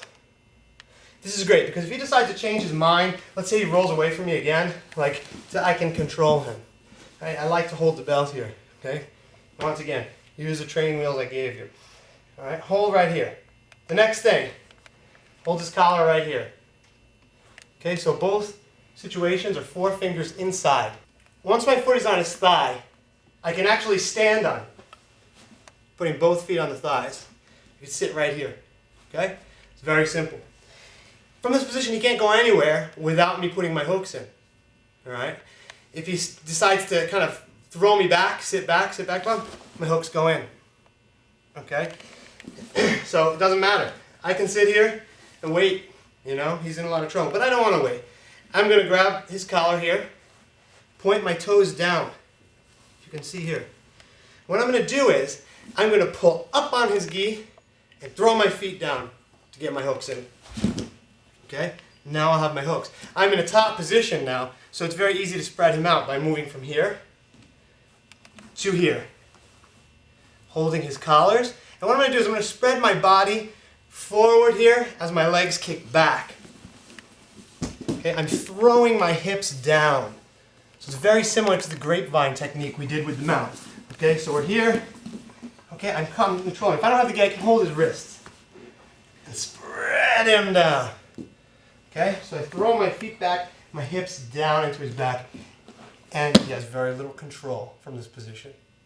Once we have the back position, you can do everything when he has his bed on the floor, like I just was before. But here, we have space so that you can see, and you can also do it from this position as well. I have my opponent's back now, all right? I'm going to start by holding the collars, and from here we'll decide a bunch of different submission techniques that we can do depending on where his arm moves and the type of defense he mounts. Right now I just want to work on the most important technique from the back position. It's the rear naked choke, okay? He's going to drop his chin down, of course, to protect his neck, okay? We're going to assume he knows something. This is important right here. How to get in underneath his chin, all right? If he drops his neck, it's going to be very hard. I can barely reach, So it's going to be hard. I mean, I could smash his face, but it's strength. I'm going to make a shape with my fist like this. I'm going to make the shovel. So you'll notice I just fold my fingers here. My thumb is here. I'm going to work my thumb and my index finger down the line of his jaw, right here. It's very sensitive. I press here, you'll notice he doesn't like it. So I go down behind his ear, down his jawline. All right. Once I get underneath his chin, I bring my hand up. Okay, I lift his chin up with my hand like this. All right. I make the shape with my hand. Down his jawline, you see his face, he's wincing, it hurts, and here, so that it comes through on the other side. See my thumb? My thumb will continue to follow his jawline. If you want, you can push his face here. So you really get it. I like to crawl. Like if I'm not, my elbow should line up with his chin. If I'm not there, look at my hand like a spider. Okay? I crawl up to get in very, very deep. That's very important. Okay, so here, he's down. I go down his jawline and back up. Okay, pushing it in. Okay, make sure it's deep. I'm under his chin. Okay? Closing off the sides of his neck. So this press is on one side of his neck, this press is on the other, my bicep. I go underneath here, okay? The next move, hand on the bicep. Hand on my own bicep. This hand now, once I have my hand on my bicep, goes behind his head, as shown here, alright? Because he might put his head back, and I know why he would, because it's kind of exposing his neck, but it might not be easy to slide this here. So I want to slide my hand behind his head. Right here. Okay, I'm going to let off his neck a little so he can breathe. And doing this. Once I get it there, I'm going to make 2 moves to press his head down. Watch the direction of his head. When I make a fist, his head comes forward slightly. When I turn out, his head comes forward again. So notice I'm using technique. If I use strength, just pushing, it's just this. It's just my tricep muscle. Okay? I want to use technique. I want to push his body forward into my arm. If I want to choke him, you want to push something into the front, but see how he comes back to relieve the pressure. If I stop him from coming back, it creates more pressure. So here's what I'm going to do. I'm going to come underneath, and everything I did with this hand is going to stay the same. But what I'm going to do is I'm going to expand my chest. I'm going to take a deep breath in, and my chest is going to push him forward, completing the choke even more. All right? So once again, this shape with your hand. Under, here, behind. I'm going to do everything I did with my hand before, but watch me breathe in. Watch how fast it is. Okay, I'm expanding my chest. It's a very hard detail to see, but maybe I can do it slow. Okay, I'm breathing in. Okay, crawling up. Make sure I'm there. Get it in. Don't waste time here because it's just on the front of the throat. If he's a very strong guy, this will work, but it's tough. You want to get in deep. Here, here, and breathe in. And that's the rear naked choke. From the back, you can also collar choke your opponent here. And we're going to work on some collar chokes. For the first collar choke, the entry is exactly the same as the rear naked choke. Shovel move with my hand, down underneath. Except now, we can get some detail here on the thumb. Instead of going up by his ear, we're going down into the collar. Okay, so you can see, if you can see his bulge in the gi here, that's how deep I am. I'm pretty deep. Notice this. Look how much of the collar I get. Look, I don't grab this. See, that's weak. I go all the way in and grab as much as I can. I grab the ear. So you can already feel it, okay? Right here. So I go in and grab a ton of this collar here, as much as I can. This hand will go, once again, behind his head. Do a very similar move, but more of a pushing out, like a knife edge pushing out move. This hand's going to pull, okay? It's like a chicken wing choke. Here, here, okay? I'm going to push out and pull. Okay, for this choke, I'm going to lean back, all right? I'm going to lean back as I pull, all right? Here, here. Okay, very simple.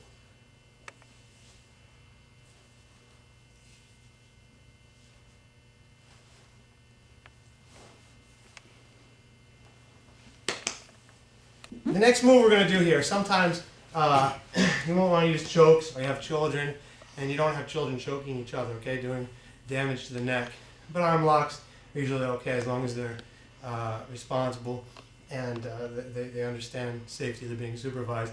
It's a very simple move. From this side, you notice how, if I attacked on this side or whatever, okay, sometimes you'll get held up. Sometimes he'll hold your arm or whatever, and it'll be kind of a pain in the neck here because he knows he needs that. But right here, we were coming underneath his arm. That's cool. So here, he brings all his attention to this arm because it's doing the attacking. What I want you to do now is, all right, very simple. We're going to make a little space so you can see the details, but you're going to bring your arm through as much as you can here. Okay? So just like this. What I want you to do is reach for your gi. Whatever you can. See, I can get my gi here. Maybe you can't. And if you can't, just hook his shoulder. Okay? So either hook his shoulder or grab your gi. Whatever you can get. We're going to be realistic. So he holds here. I can get my gi. I hold my own gi collar. All right? Now, this is great because we already did this move today. But here's just a different entry. Here, he holds my arm to protect from the choke. I'm here. I get my gi. Get what I can. All right? What I'm going to do now is I'm going to rip my arm out. I'm going to pull my arm out. Okay? No, you got to get your arm out. Right here. You got to pull your arm out. Push his face away, swing your leg out, and you're in the armbar position. You can see it all happening here. See this leg? You're already holding your collar, and you're in the arm lock position from before, from the attack from the top. There are also moves here, which we're not going to go crazy into detail, where if you do grab the collar, you can stick your knee behind his neck. Okay? They're more advanced for you guys. I want you guys to be able to hit these chokes. All right, right here. Put your knee even in the back. as long as I have control here of his arm, okay, it's going to work really well. All right, so sometimes people are like, well, what happens? I've been practicing this move with my partner, and I can't pull my arm out, you know? So whatever, you go here. Right here, holding, okay, I got my gi, boom. Remember, squeeze your knees, guys, squeeze your knees. See how my elbow here is lined up with his thumb? It's great, everything's fantastic. He's under control, and I've tapped him with down lock.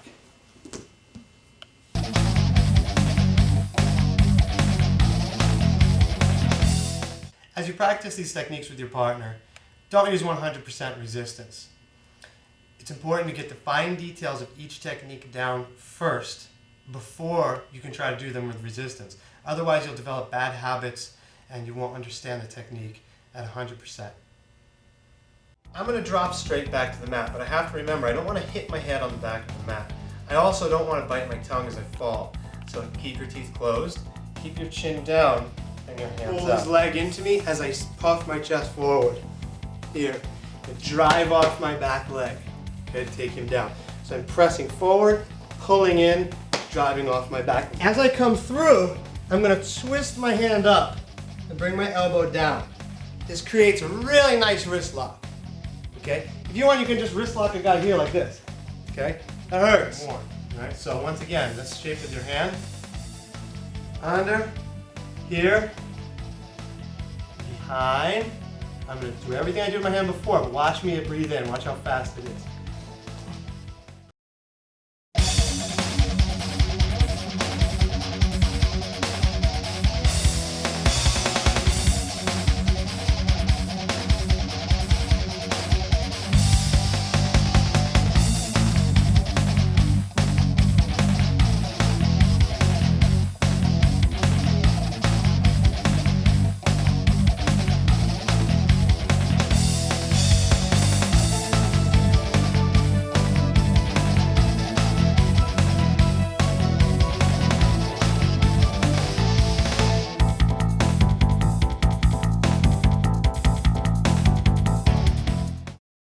The first thing we will discuss on part 2 of our basics instructional is the guard position.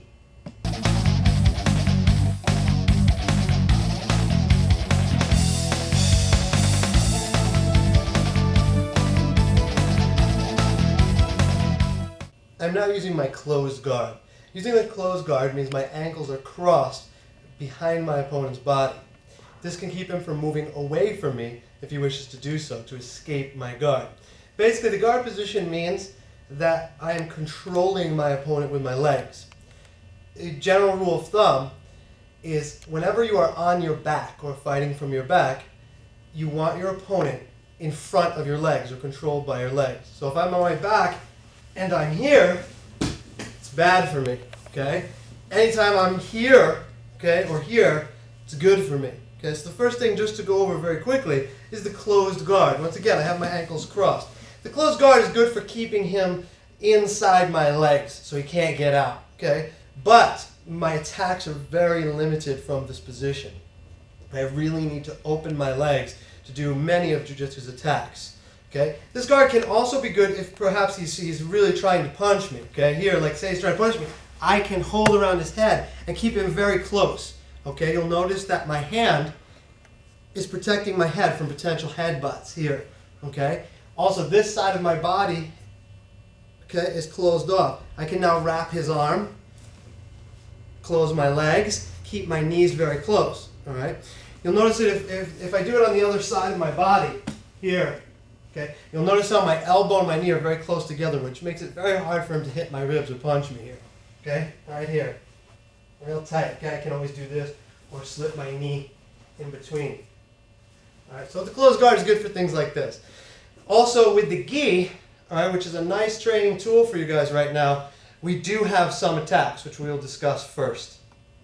The first submission we will discuss from the closed guard is a choke, collar choke. We're using the gi for this technique. I'm going to have my partner turn me so that you can get a better angle of what I'm doing here. All right. Here in this situation, if you bought the first DVD, you'll notice that when we passed the guard, he had good posture. I couldn't choke him. In this situation, maybe he puts his hands on the floor here and gives his neck, opens his neck, lowers the neck so that I can reach it. Okay. First thing I'm going to do is I have to cut the slack on his gi. You see this slack here, this distance. I don't want that here. Okay. I want to cut the slack on his gi. All right. It's very important. First hand's going to go inside, 4 fingers inside, behind his neck. You'll notice that I'm not satisfied with just grabbing the collar weakly here, like this here. This is weak. I want to grab deep. You see my fingers going all the way up here. It's very important. And I got very tight. Okay, so I have a good firm grip on the gi behind his ear. Okay, for you beginners, you can line up your thumb. You'll know that you're deep enough when you're behind his ear. You'll see how my left hand is always working to cut off this slack. Okay, I don't just go in like this because there's like a little too much slack here. So I go underneath. All right. This hand can now be used to lift his chin. Maybe he's going to bring his chin down to not let this other hand underneath.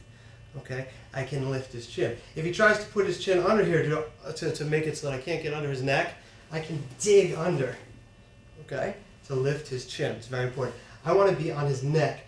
This choke affects the arteries in his neck. Okay, I'm going to close off the blood to his brain. So here, underneath, my second hand will go under the first, here, okay, doing the same thing, very deep, all right. There's 2 ways to perform this choke. I like to combine both. One is simply turning your hands. Basically, as I turn my hand, the back part of my hand will press into his artery, okay, like this. You'll see how straight here, that turns into his artery, presses into it, okay, the back of my hand. At the same time, I'm going to pull down using my lat muscles, all right. So basically, I get here, underneath, deep, and pull down as I turn my hands. You'll notice how this works, okay? Also, if you want to think of it this way too, it's a very effective way. If he doesn't want to come down to you, maybe he's very strong here, okay? So I'm trying to pull down, it doesn't come down, okay? I can also use the first hand I put in to frame his neck, to keep his neck stable, okay? The second hand that goes underneath, I pull like I'm pulling a bow and arrow, okay? Framing and pulling. Here, here. The second hand pulls like a bow and arrow move. Okay, same thing with my wrist too. Turn the wrist. Okay, so on the other side, maybe I went on this side first. Second hand goes underneath. Okay, so now my right hand is the pulling hand. Okay, so my left hand frames, my right hand pulls. And we've completed the collar choke.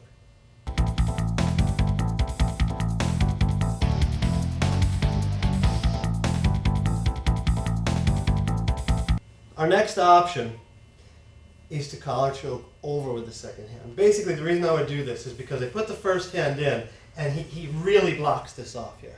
Okay, I can't get underneath here. I'm having a very hard time. All right, so let's say this is my first hand so that you can see the detail on this side. So I put this hand in, he blocks off. All right, there are 2 basic ways to perform this movement. One would be to stick my thumb, just keep your head down please, inside the gi here. Okay, so I'm sticking my thumb inside the gi. 2, to grab the fabric. I prefer to grab the fabric. It's very simple. So right here, I'm just going to grab the fabric. All right. So I'll be on this side of his head here. All right. I simply grab the fabric of his gi very tightly. Now it's the same thing as the other choke. My right hand is acting as a framing hand. My left hand pulls. Okay. It's going to tap. All right. Very simple. If my thumb was inside, it would just be like this here. You see? Thumb's inside the gi. This hand was underneath, just like the other choke, same thing. This is my pulling hand. Now, in this case here, the top hand is always your framing hand. Okay, so the hand that is the thumb inside is framing. You'll see it's very little pressure I need just to pull. Okay, so in this case, it's pulling, and that will complete the choke. The next technique we'll talk about that may be done from the closed guard position is the kimura. Okay, the shoulder lock on the arm from the guard. All right. In this situation, my opponent has his hands on the floor. Okay, in the guard passing section, we talked about this. We don't really want the hands on the floor. It's not a good idea. He wants good posture here. Okay, but now my opponent puts his hands on the floor. Okay, it's a good drill. Like as soon as you see someone do this, grab, just like this. Okay, thumb up, grab his wrist immediately. Okay, right here. The next move I'm going to make is to sit up. Now you can open your legs for this, but you don't need to, because it can be done from a closed guard position. I can just keep my legs closed as they are, my ankles crossed, hold his wrist, and sit up. Okay? Just move me this way a little bit. There you go. After I sit up, I'm going to bring my arm underneath. Okay? So I'm over his tricep. Let's see where his elbow is, right here. Okay? Just at the bend of his elbow. Like this. Over. Okay? To my own wrist. You'll see how the arm is bent at a 90-degree angle. Some people have great flexibility here, so if you let the arm bend, he can bend his arm up behind his back real far before he's going to tap. That's not good. I want to keep his arm bent at a 90-degree angle here, okay? You see this L I'm making? It's nice, okay? So I'm grabbing his wrist. I'm grabbing my own wrist. And now, look, it's very important here that I keep his arm close to my body, and I try not to use the strength of my arm to achieve the shoulder lock. I try to twist with my body, okay? Until he taps. Okay, so this is the simple Kimura, the shoulder lock from the closed guard. Okay, so his hand is down. I'm here. I sit up. Grab my own wrist. Notice how I sat back. Helps to bring him close to me and complete the lock. I have the arm close, not far away. I'm not doing this to strengthen my arms. I'm keeping him close, and watch how I turn to make him tap. I use my whole body to make him tap. It's the Kimura lock.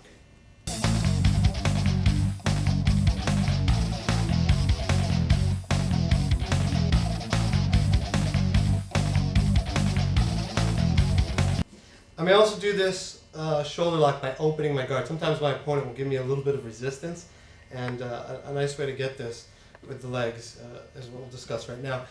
Basically, if I have my legs open or I want to open my legs, okay, it's important that whatever side I have the lock on, that leg is high over his back. Okay? Why? Because I don't want to just leave it open and have him just jump and flip out. Yeah, like roll right out of my guard. You got to keep him down. Okay, but what helps here is if he's resisting. Let's say he's grabbing my pants or something. He's grabbing my pants. See, I can't get it up. Okay, it's nice because I can hook.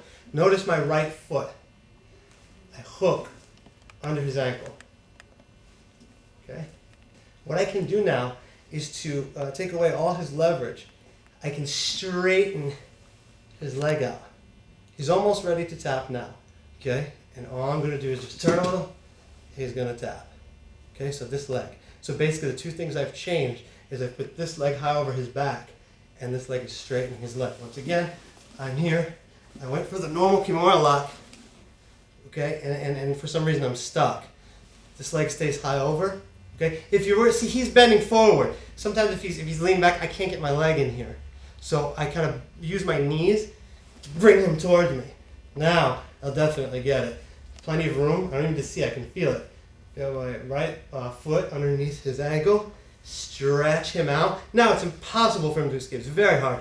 And I just finished the lock.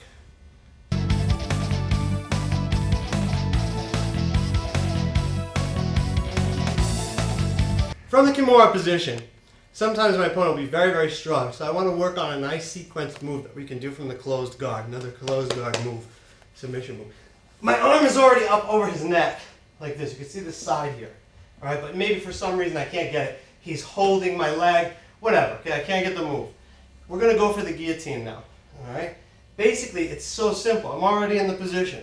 I simply take my arm and wrap it around his neck. Now here, because we have the gis on, it's going to be hard for me to grab my own hands or do the move that we did in part one. Okay, we did the guillotine standing where my hand was on his shoulder and I used this move here. It's going to be really hard for me to do because everything is tight and he knows what I'm going for. So here's what we're going to do. I'm going to come up and around and grab his gi collar here. I'm just going to stand up and show you what I'm doing. When I'm here, I put my four fingers inside his gi collar. Okay? Like this. This is what it looks like. Okay? So my four fingers go inside, just like the choke we did previously. Right here. Okay, but my arm is up and around his neck. I have to make sure I use my thumb. Okay, this part of my thumb is a guide going underneath his chin. I can feel this. Okay, so I know I've got it. Okay, underneath. So you see how my thumb kind of raises up underneath his neck. This is what it looks like from this side. Okay, so it's going like this. And I'm grabbing his gi. Okay, once I grab his gi, I'm going to extend my body away. Okay, squeezing my bicep. So I'm going for the Kimura lock here, but for whatever reason I can't achieve it, okay? You're gonna get it. I go underneath and grab his collar. Alright, try to get slack. It's difficult sometimes because you don't always have all the slack, but I got it here, okay? Nice. Get the slack here. Now it's really simple. I simply raise my body away from him, okay? What you have to do is, once your hand is here, you're keeping the head tucked under your armpit here, okay? And move my body away. Right, if you need a little extra slack, that can be done right here. Right here, I can just do it on this side. It's really simple. When I'm here, you can even do it from this position. I've seen guys do it right from here. Closed guard. They try to get this choke. Okay, whatever. They don't feel like it. They just sit up and stuff the head. Okay, right here. Boom. Okay, they keep their body up until they're ready, and they expend themselves away. So we're here. Okay. 1, 2. I have the guillotine choke right here, nice and tight. What I'm doing here is I'm really making sure my arm goes this way. I tighten it up. Okay, but I can feel the difference when I do that as opposed to keeping it loose. I really tighten it up and get as much of this collar as I can. Okay, right here. Okay? Then I'm ready to go for the choke. It's the guillotine choke with the gi.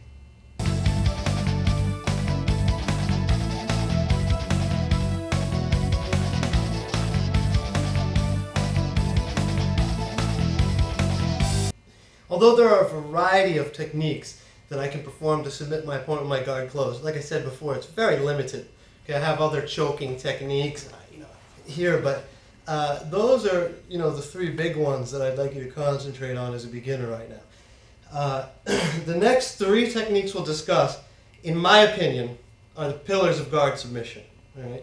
The reason for this is because they can all be performed with the use of your legs, your hips, your entire body. Okay, it's really nice. Like, whereas these are, pretty much arm techniques. Although I can lower him with my legs, it requires a lot of arms, and I may or may not have the gi. All 3 of these techniques will work with or without the gi. Okay, and they involve the legs, the use of the legs, which is really fantastic. It's usually legs and hips versus my opponent's arms, which is really nice. And that's what jiu-jitsu is really all about. Okay, it's about a smaller guy being able to beat a bigger guy with leverage. All right, so even if the guy's absolutely huge, chances are his arms aren't going to be that much bigger than my legs. All right, so here I'm using the leverage from my legs to attack his arms or his neck. All right, so the first thing we're going to do is the arm bar. Okay, the arm lock from the guard. I need to open my guard. So the first positioning of the feet we're going to use is hip control. Okay, hip control. It's very important. So right here, I'm going to open my legs. All right. So basically, I can open my legs and put my feet on his hip. Having a feet on his hip is really beneficial, even from a self-defense standpoint. I'm trying to stay away from on this basics DVD sportive things or too much aligned self-defense. I'm trying to do it so that, look, you can defend yourself with these techniques on the street if you want to use them, but I'm staying away from all the sportive angles and tricks. I don't want you guys just learning how to get 2 points for the takedown and then hide. Okay, I want you guys to be well-rounded players. Right now you don't have a game of your own. You still have to learn these basic techniques first. Then you can pick and choose which ones you like best and go in that direction depending on your body type and your attributes, your specific physical attributes. Right now, my feet are on his hips. Okay. Now, perhaps he wants to grab my neck to choke me for self-defense. Okay. He's leaving his arm. Like, that's it. Yeah. Just think of this guy. Yeah. Maybe it's a self-defense move. Okay. He's trying to get me. Okay, this is the way I like to show this to my students when they first join, because like I said, you want to first beat the average guy on the street, okay, before you can beat a jiu-jitsu guy. Most jiu-jitsu guys aren't going to do this. Okay, if it's a jiu-jitsu guy, it's going to be different. He'll be holding here, and I need to set it up. It's a little bit different. Right now, let's just concentrate maybe on a self-defense perspective. He's extending his arm, so this will also teach you as a beginner. You don't want to extend your arm here in the guard. First thing I'm going to do is, once he makes his mistake, my foot. Whatever arm he's extended, that foot stays in his hip. That knee comes close to his shoulder. Okay, so this side is important right here. All right. Now I'm going to have Bob turn me so that you're facing the camera. All right. Right here. All right. The next thing, see how this is close. Why? Because now at this point, if he decides to pull his arm back, it's tough. All right. I'm going to make it even tougher in a minute. But let's say he tries to bring the elbow down. He'll try to lower it. It's very tough because my elbows here. Now here's something for more advanced players that you'll notice. A lot of people, when they go to do the arm bar, the guy will always drop the elbow to the floor. you have this problem, right? When you try to get the arm bar, just as a note for advanced players. Just try to remember to do this. This is basic stuff, and you might have forgotten. When he's here, if he drops the elbow to the floor, lift your hips, because now it's nowhere near it close. Now I can just easily pull his arm this way, okay? Don't forget to lift your hips. So here, though, for self-defense, most people aren't going to drop their elbow here. They're going to really try to be persistent about choking you. The next thing I got to do is take this leg and bring it high over my opponent's back. Here. See this movement? This will do two things. It'll keep him from being able to pull his arm back out. See, now he's stuck, okay? Two, it's going to pivot my body in the direction of his arm to really get his arm. I want to make, the next thing I'm going to do is bring my leg over his face. It's very hard. It requires a lot of flexibility to bring my leg over his face here. I don't want to rely on that. Put my leg over his back and pivot. You see I'm pivoting. Now if I want to put my leg over his face, it's very easy, okay? Because I'm pivoting. So we're here, feet and hips. Feet and hips is also very nice because, for example, if he's really someone trying to put weight on me and he's very heavy, closed guard may not be the best thing. Yeah, you know, he can crush me.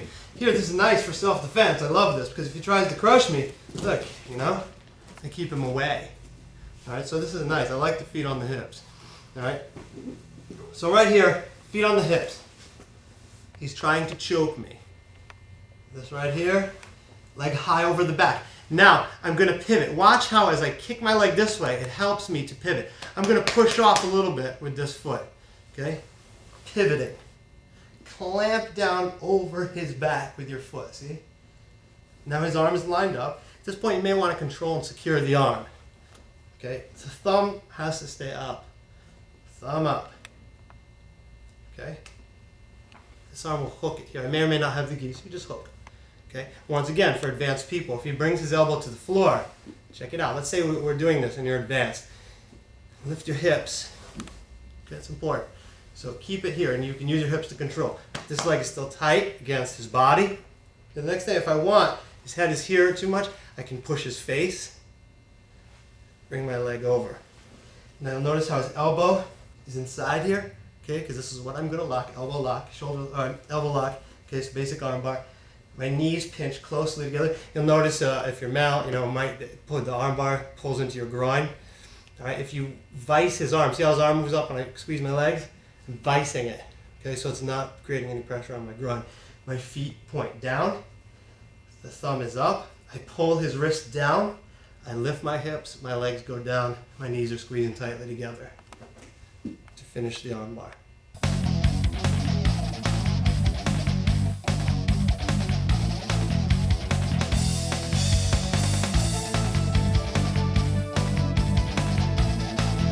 Now we're doing this from the throat grab. We're going to do the omoplata.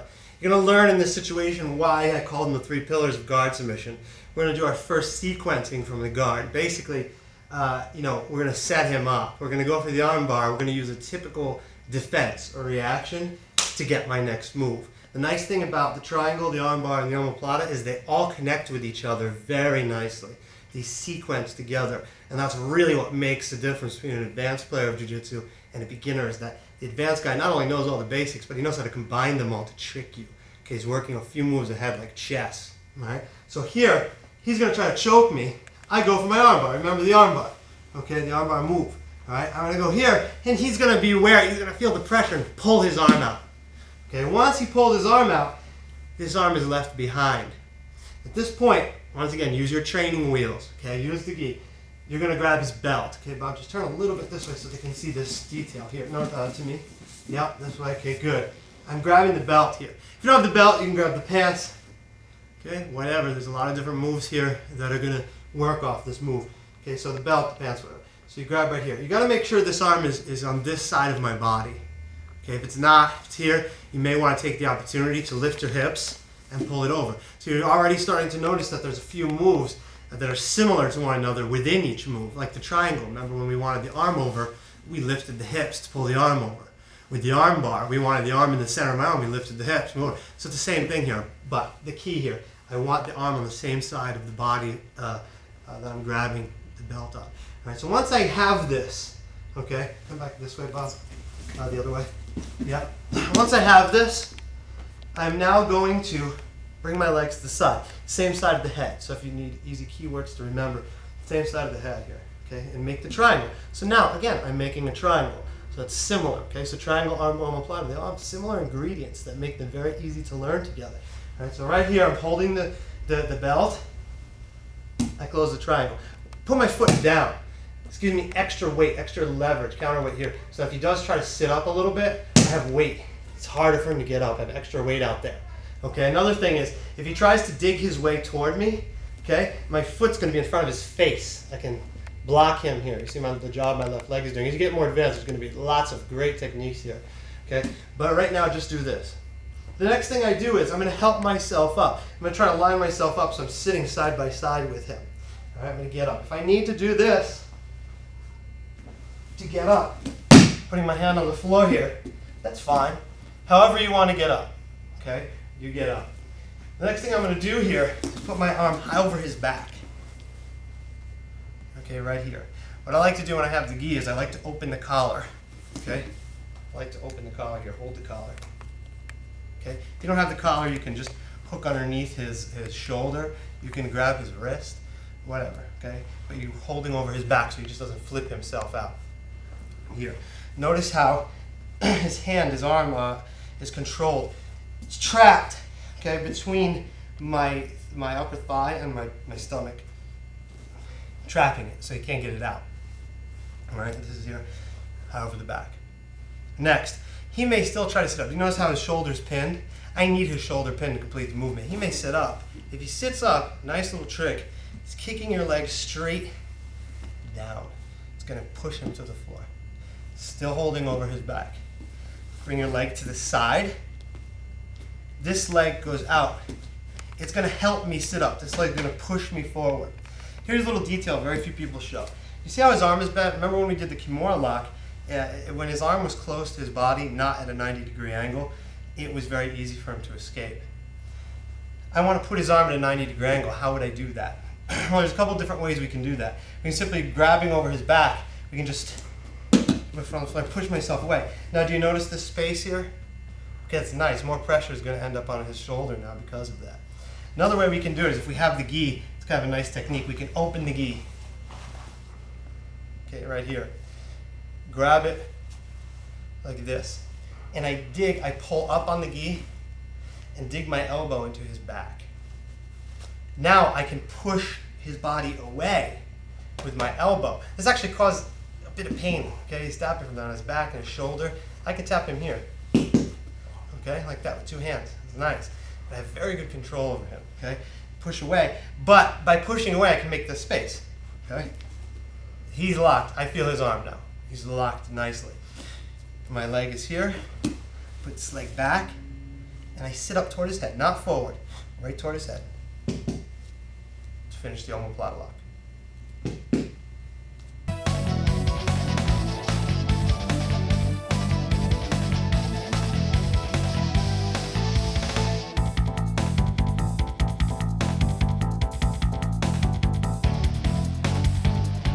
Now let's look at how we can combine these three movements. All right, we're just combining submissions at this point.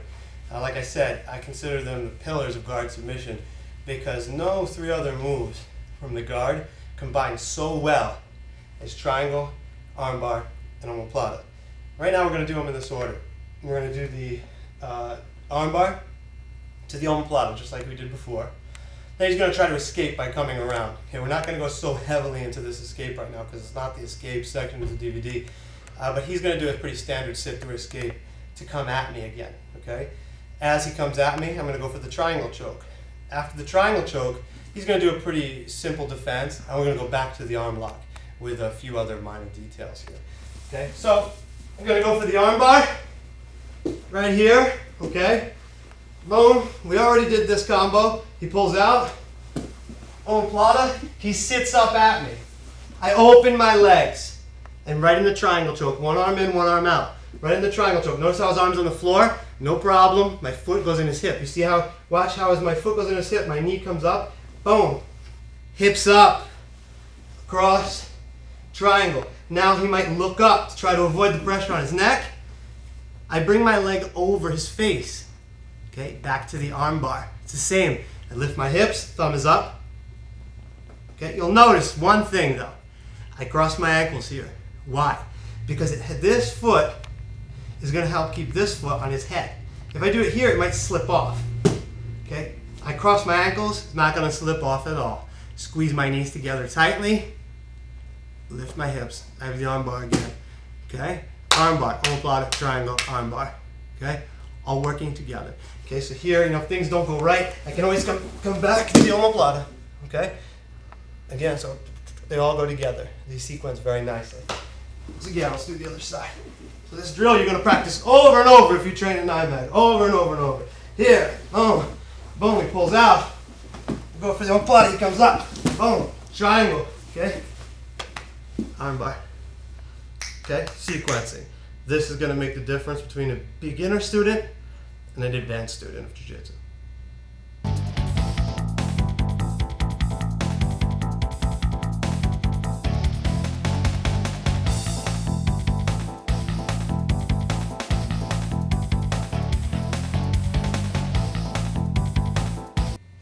We now know that the guard position can be an excellent place from which to submit your opponent. We can also reverse the fight, all right? Sweep someone over, okay? You do perform a reversal.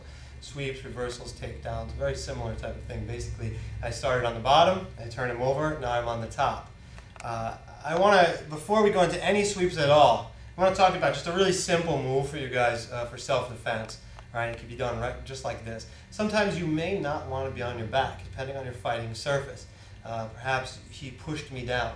He punched me in the face, knocked me down, whatever. I end up like this. Or I was just sitting like this, okay, in this position, and he comes to attack me. Whatever it is, I'm on my back. I don't want to be there, all right? So it's a very simple thing I want to review really quickly before we continue.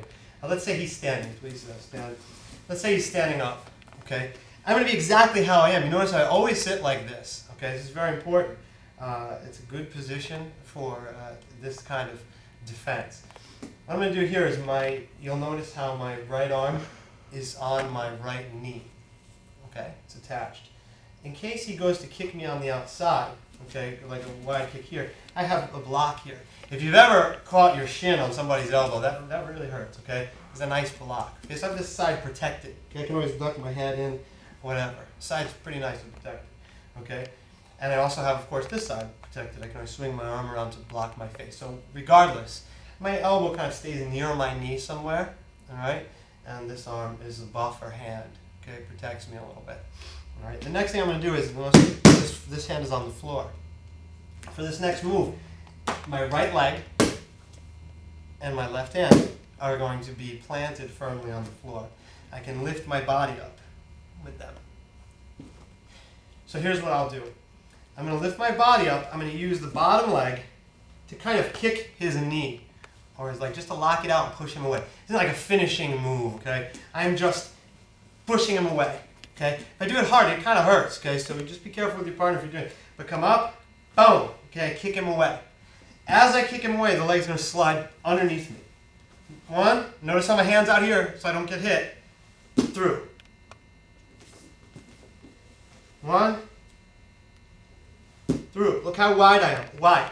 Because I want space. When I drag this leg back, I'll be standing. Okay? I'll be standing up and ready to fight him. Let's look at it again. I fell down. Well, whatever. I got attacked. Okay, I'm here. Never come up like into his foot, with your face. Here, in this position. Lifting my body up.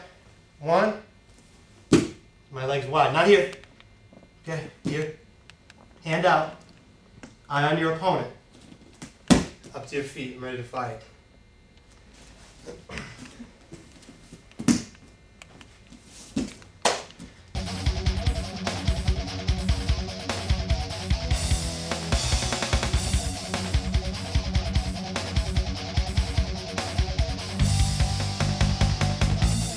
Now we'll discuss some turnovers and sweeps from the guard position. So like I said, I'm on my back and I want to turn my opponent over. I would like you guys to start after you become comfortable with the moves. Just, the basic steps, 1, 2, 3, 4, real mechanically. I want you to start putting them together. So here's the beginning of that. All right, we're going to start to put our guard submissions together with the sweeps. So what we're going to do is we're going to try to get sweeps off of my opponent's submission defenses. All right, it's really easy. Let's look at the first one. We'll start off where we left off, okay, in our last sequence of submissions. I think we did the armbar off the triangle. Okay, so we'll take it from the triangle. We'll figure out what to do. What do we do if somebody defends a triangle? How to sweep this person. So here, I was in a triangle choke position, if you remember, all right? And he was looking up, okay? Now, remember, I said you had to be pivoted to do the armbar? Let's say I'm not pivoted. Let's say I'm here, and maybe I didn't do it right. Maybe he moved his body, okay, whatever. So I'm stuck, but I can't get it. See how his neck is open here? I can't get it, all right? So here's what we're gonna do. Take your hands and put them behind you on the floor, okay? You're going to lift your hips. Now, if I go this way, he has this hand out here to base. It's going to be hard. I can't push into him that way. I have to push into him this way. Now, one of the problems with the sweep that a lot of people have is that this leg's in the way when you go to sweep, so we'll discuss it in a second. But first, he looks up, I push my hands on the floor, and I lift my hips, and I drive into him. Okay? You see? Up. I'm going to try to do it nice and slow for you guys. Either you're going to end up in this position, okay? And you can still go for arm locks here. What I want you to do is I want you to come right up. You're going to roll your body up this way. Okay? This is a very good position. Okay, I'm just sitting on the back of his tricep. My leg's under his head. Okay, he's in a lot of trouble here. I can easily, just with my body, keep his tricep closed, pull his head up, okay, and make him tap. I have to let him breathe, all right? Okay. All right. Or, just here, you can punch, if you like, punch his elbow so you don't break your hand. But here, very bad. Or I can continue again, hook my leg, and now I have the triangle choke really tight.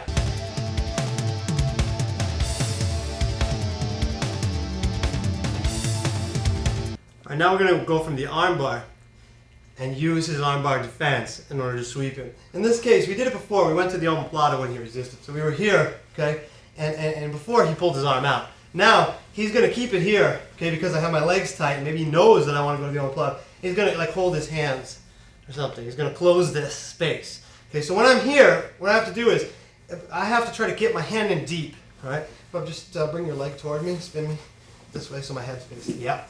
Okay, so if we're here, I have to keep my hand in deep. Okay, I'd like to hold my own collar if I can. So when he's here, hold your hands again, please. Yeah, okay, I get this. All right, what I'm going to do now is I'm going to bring my arm under his leg. Okay, can you see my right hand?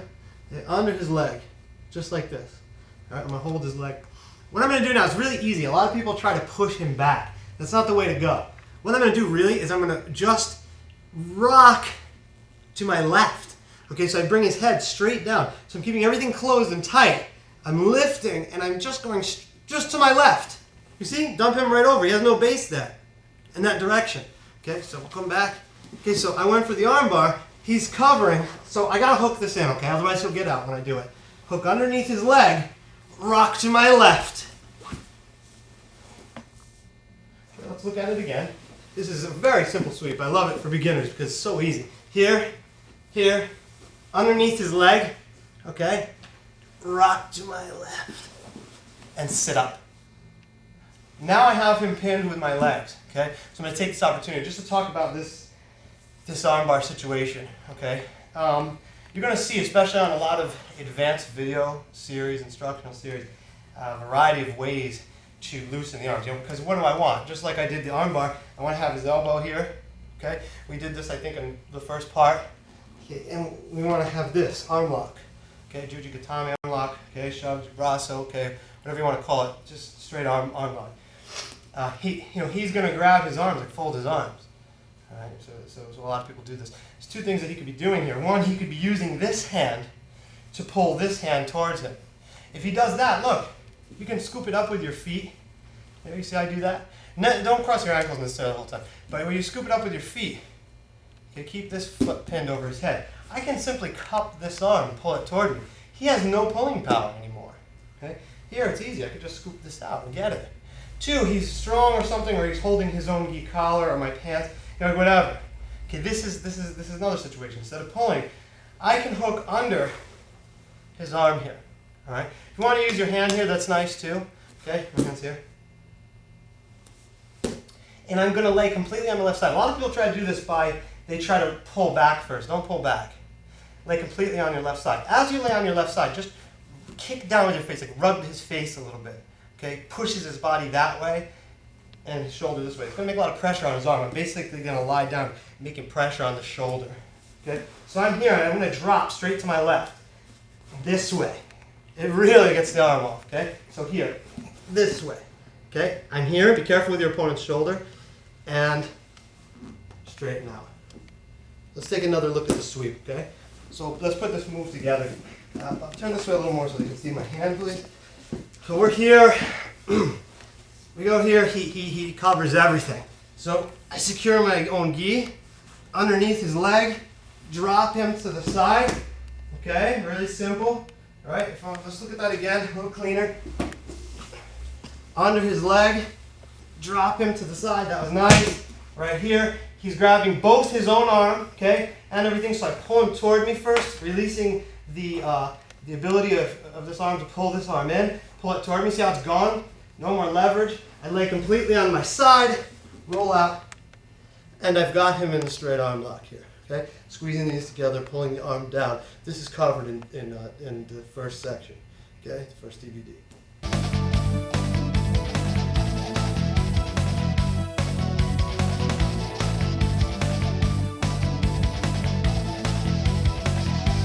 Once again, we're going to use one of the submissions that we discussed previously from the guard in order to turn my opponent over. Okay, we're actually going to use his defense to my submission attempt. But let's go back to the Kimura. Remember the shoulder lock from the guard? If not, go back, study the details of this position. We came up and we were here. Okay, now my opponent doesn't just grab, he grabs me or his leg. Look how deep he is. Look at that. I can't get this. No way. And even if and he's sitting back on his butt, so I can't get my foot in here. Nothing. So now my legs are open. Now it's a dangerous position for me. What I'm going to do with my hand, look at my hand. I'm going to come through, and my palm is like facing the floor and me. Okay? I'm going to grab his hand or his wrist with my hand here. Okay? So underneath, I'm going to grab his wrist with my hand. This hand is going to do two things. Because what he's going to do is this, to avoid this lock, he's going to drive me down with his shoulder. So if you think that you're just going to sit up, you're fooling yourself in reality. So very few people teach this, and it's just wrong. You're not just going to, boom, get him over like nothing. So I'm going to be pinned. This is the reality of the situation. What I'm going to do now is bring my arm out like this. And I'm going to drag myself back. You see, now I can get up. I'm pinned. Drag myself back. All right? Now I have his arm. Okay, he's trapping it for me anyway. I'm going to get up. Well, watch what I'm going to do. I'm going to shift my hips out a little this way. Okay, so let's turn Bob this side. Okay, so I'm here. You know what's going on this side. What I'm going to do, watch my hips. They're straight on, like facing up toward the ceiling. Watch how I move my butt out. I get angle on him. This angle is very important. Why? Because he has most of his weight over here. And if I want to turn him this way, okay, but I won't be able to do that if he has too much weight on this side. So I want to put my body underneath his weight. Oh yeah, now forget it. Okay, post my left hand out and turn him over. Okay, let's look at it from the other side now, the original side. Now you know what's going on. So we went for Kimura. We were here. Boom, we go for the lock. He's blocking it. He's smart, okay? Blue belt, he's not fooling around today. So I'm here, and now say he slams my back to the floor. Forget it. Okay, we've all seen this in the gym. You're tired. You got to use technique now. Drag yourself away. Escape your hips. Okay, now this is easy here. Up, hips up and over. Okay, to my left. It's the Kimura sweep, the belly sweep.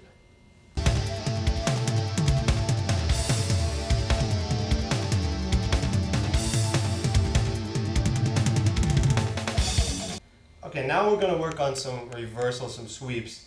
while my opponent is standing in my guard. Before we talked about how to get away from him.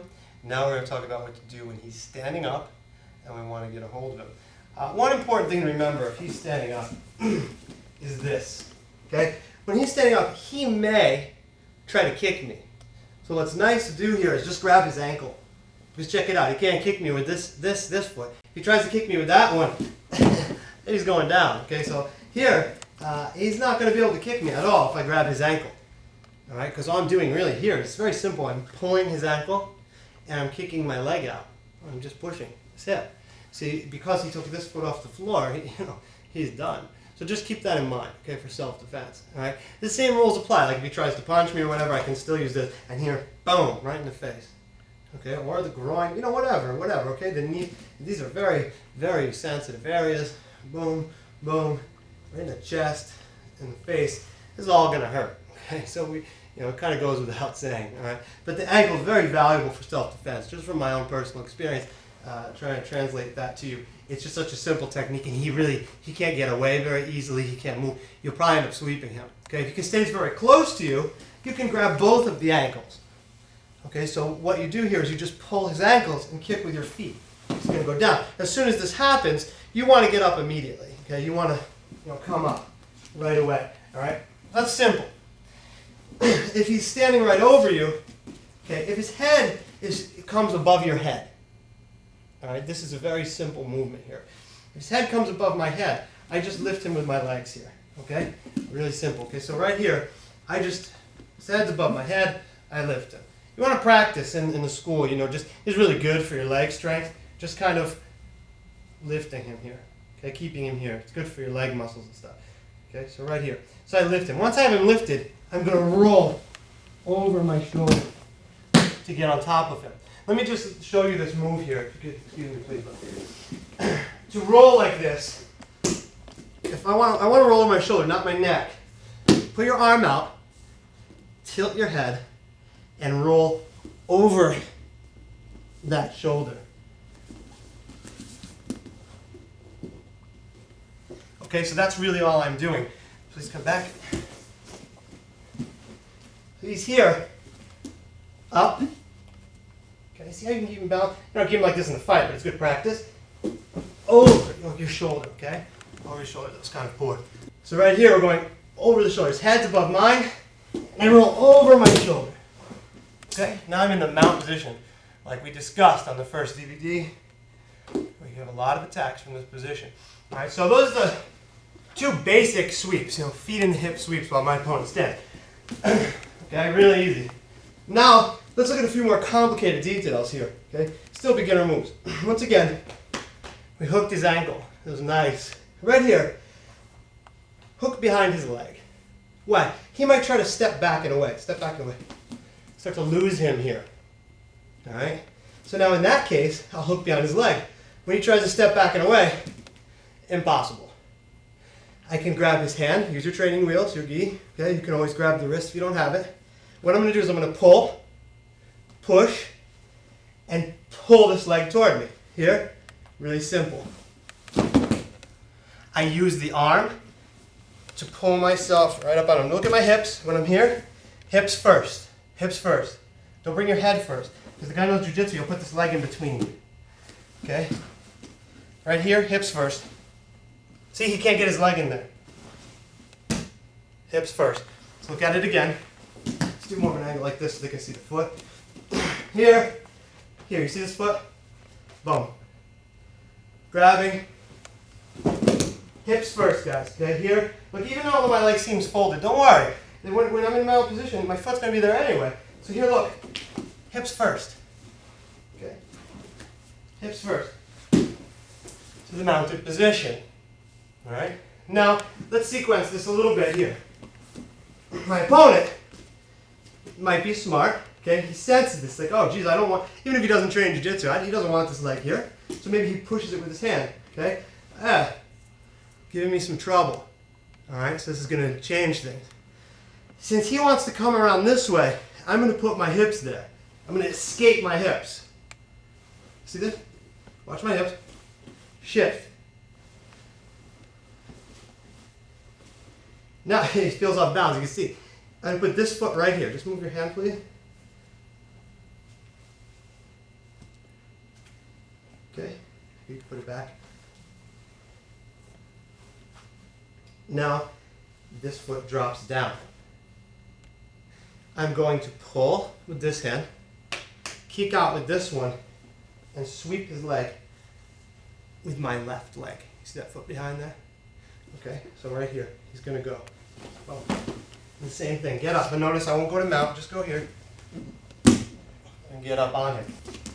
I was here, he tried to push down. I escaped my hips. You put your knee on the floor, he's not going to get by it now. Your foot on the floor. Okay, here, here, and you'll see this bottom angle. Kicking. I'm pulling, extending my right leg. It's in the on belly position.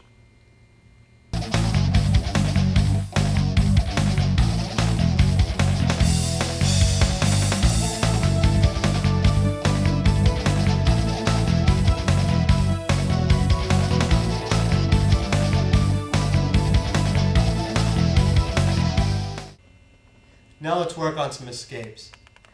The escapes we're discussing primarily in this section are pin escapes. Okay? The only exception will be the escape from the back, but it's still a positional escape because we're escaping while he's on my back in the back mount position. We're going to use 2 fundamental exercises to escape from all of these positions. Okay? The first will be the escaping move or shrimping move. The second will be the bridge and roll or uppa move. Okay, it's the same thing, it's just different terminology.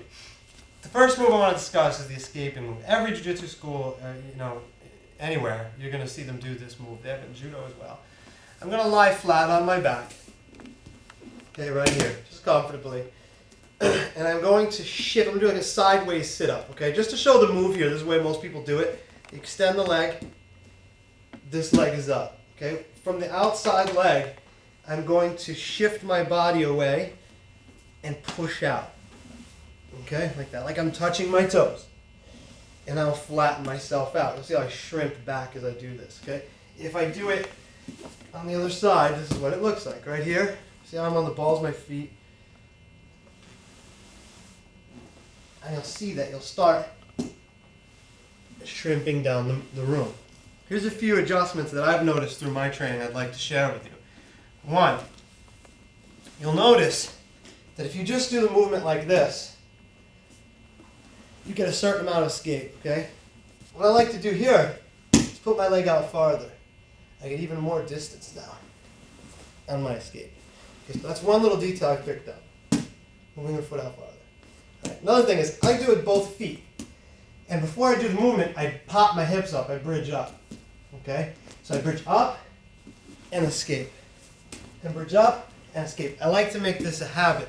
Okay, and you're going to see in this section why that's going to be important, because this move is usually used to escape from a pin. All right, if he's very tight on you, you're going to need to make a little space before you do it. So most people, when they do this in class, you'll see them just shrimp down the room. That's fine. There's nothing wrong with that. When I do this movement, you'll always see me pop my hips up. Okay? It's a nice habit to get into. Something I put in the basics book, and a few people ask me, they've never seen it before. Another thing we're going to do is we're going to do like the getting to the knees move. Okay? And this is going to be like good for the bridge and roll. Getting to your knees is very simple. I bring my hips up, okay, right here, and I come through. Do not put your belly on the floor. Don't go like this. Very bad. Here, up, and I roll through. This leg comes under the initial leg, okay, and my legs come out wide. Up, through. Okay, the wide leg. Don't touch your belly on the floor. Now we can combine both movements. Right here, boom, through. Okay, really simple. So you can go down the floor like this too. Here, you can shrimp, or you can bridge. Here, okay.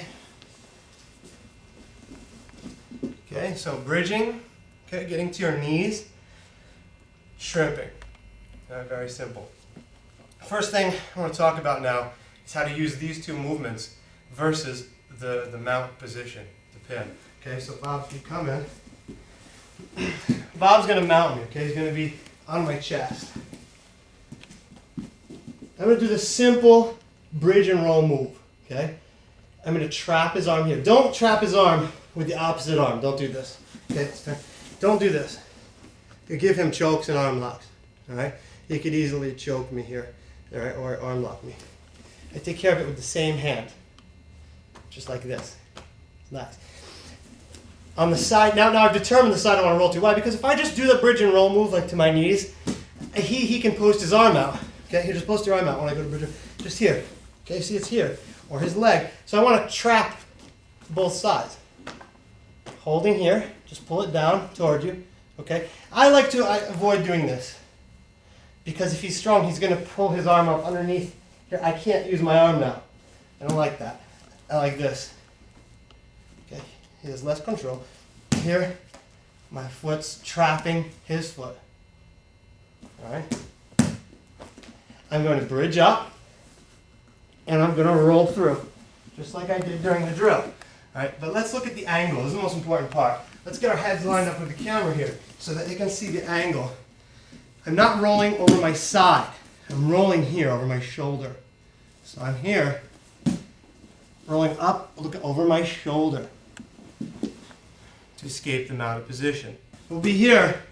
I'll try to do it. Maybe he will block, okay? I've made plenty of space. Remember how I bumped my hips up? What I'm going to do now is I'm going to press my elbow in between his knee and my hip. I'm going to make a wedge. I'm going to use that pushing down movement. His foot's out, my right foot. I'm going to escape. See the hole I made here? I bring my foot in. I can do it on the other side to get to my guard position. Okay.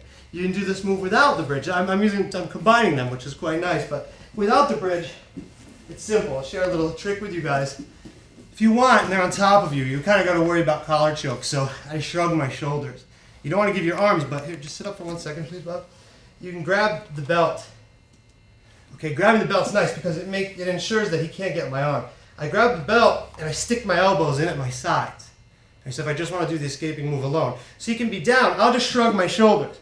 What I'm going to do now is I'm going to bridge up. I'm going to make a move like I'm taking my pants off. Okay? If anyone here lifts weights, you'll notice that it's harder to lift it this way than it is to lift it this way. All right, so I'm going to press down like I'm taking my pants off, do that kind of move. At the same time, I'm going to use my escaping move.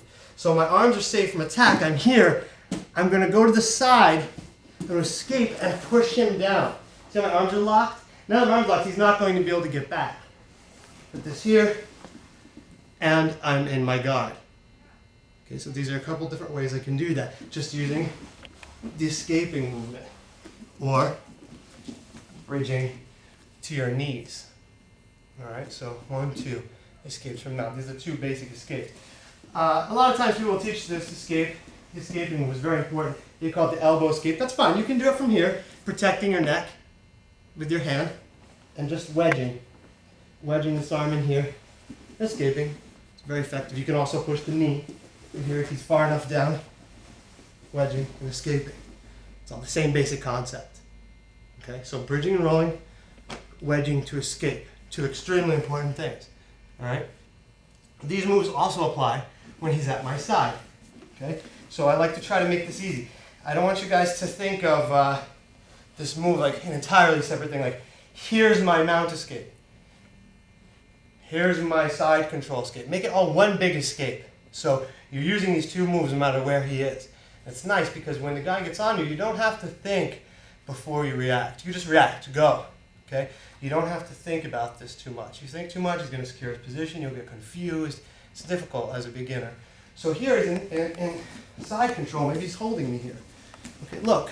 Remember when I bumped before? I said I bumped for the side control. Here's the reason why. I have my hand on his hip. This is good. Okay? What do I do? He's tight here. I want to get this hand in here, and I can't. So I'm going to bridge. Okay, so even if he stays down, on the way down, I slip my hand in here. You see? So I just did the little bump thing. Okay, really quick. So it's nice. Here, slip my hand in. So now, just sit up for 1 second. I have both of my hands at his hips. It's locked out. I'm saving my arm from a potential attack. When he's on top of me, I really don't want to give my arm. Okay, we discussed this in the first section. Okay, I can give the arm lock, shoulder lock. So I want to try to get it in here. I want to be here. Bridging. Okay, drop down, put my hands on his hips. At this point, look, my legs out nice and far. I can use my escaping move. All right, and I can replace my bottom leg. As I replace my bottom leg, I can extend the distance here, get it back into the guard position here, where I can begin one of our attacks. Or, once I get my hands on the hips, I can escape away to my knee. Okay, reverse the position, hold the leg, try to reverse it. So you'll notice here that what Bob does, if he's stuck, he's holding my hip, so I don't just come around. I'm tight, he's going to try to get in here underneath. He's going to make maybe a little shovel grip with his hand so his fingers don't get stuck. He can shovel in here. Okay, so I'm tight, he'll bridge. On the way down, pop it in. You'll see how he escapes nice and far. That was great, okay? Belly hit the floor a little bit. So let's see it again with the arm on the floor, okay? So here we go, up, through, yeah, fantastic. He's on his knees, he's ready to attack. Okay, he's in an equal position at this point. That's great. Okay, so now we learned the escaping move, okay, getting to the knees to escape from both side control and the mounted position.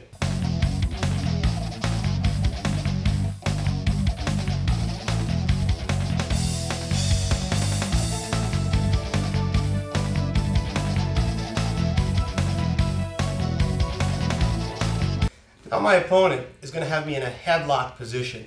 In judo, this is called keisagatame. In Brazilian Jiu-Jitsu, you're not going to use this position very often. There are some attacks from here, but usually use what's called a modified keisagatame. A modified keisagatame, so that you can come underneath my armpit as opposed to my head. So headlocks are very uncommon in Jiu-Jitsu. I'll show you why. He's going to do a headlock here, okay? If someone who knows how to do this holds doing it properly, this can be very devastating. This can be very hard to get out of. Okay, his knee is going to be a little closer here. Yeah, this is tight. He's going to pull up my arm. One of the key ingredients here is that he pulls up on my arm. Okay, it's hard to get out of. All right, very, very hard. In Jiu-Jitsu, it's not that we don't use this position, but we often go underneath the armpit. Okay, this is really tight, really hard to get out. It offers more attacking options. But for self-defense purposes, since this is a basics DVD, and this is geared toward beginners, we want to learn how to do self-defense moves. And it's more common, I think, for a street attacker, somebody who doesn't know too much Jiu-Jitsu, to get you in a headlock. Okay, it's very popular, like a wrestling type of thing. Yeah, so here, okay? So we want to use our escapes to get out. We can do bridging and rolling, and we can do escaping. I have this arm free, and that's a really great benefit here. There's a bunch of different things I can do. We'll discuss, especially in the master text, a lot of very, very interesting escapes from this position. But let's just try to, once again, use our simple moves to get out of here. All right, we're going to use the basic bridging up and rolling or getting to the knees to get out. What I like to do here is I like to push his face away. You can use the gi to push his face away too. All right, really simple. You can walk away from him. All right, if he gives you the option here, you can bridge into him a little bit and pull your elbow out. If you can get your elbow out of here, this is great. This is really easy. Just use your escaping move. Okay, I escape my hips away, push them away, and get up to your knees. Got to be right behind him. Okay, this is great. I got his back now. I can choke him, whatever. All right, so this is simple. So I mean, a great key to this position here, if you can remember this, is that if he's holding your arm tightly, I mean, you're in trouble. But if he's not holding your arm tight, you can pull it out. If you can pull this arm out, just escape your hips a little bit here and come up to your knees. Now it's nothing. I mean, he has nothing at all. All right, so that's just a very, very simple way out of there. My favorite way here is to first, I want to bridge and roll him over me. First thing I have to do is I have to get him going in one direction to roll him in the other. The roll is going to be the same as the mount escape roll. But what I want to do is get him here. My goal here is to get his hand to touch the floor. Remember that I said that was the key to holding the position? If I can do that, I can easily come up to my knees. Okay? That's nice. If he was under my armpit, I wouldn't be able to do that. Let's say go under my armpit, and with this hand go under my arm. No, let go. And go, yeah, if he's here, I can't do that. I can't, okay, Okay, so that's why you hold like that. But if he's around my neck for a headlock escape, oh God. All I do is watch. See my hips? I bridge at him. Look at my legs aren't here. My legs are lined up with his leg. As he does that, come up to your knees, okay? But here, we're going to do something even cooler here. We're going to bridge. We're not going to give him the opportunity to put his hand back down. We're going to keep walking back, driving at him. Okay? So his hand has to be stuck here.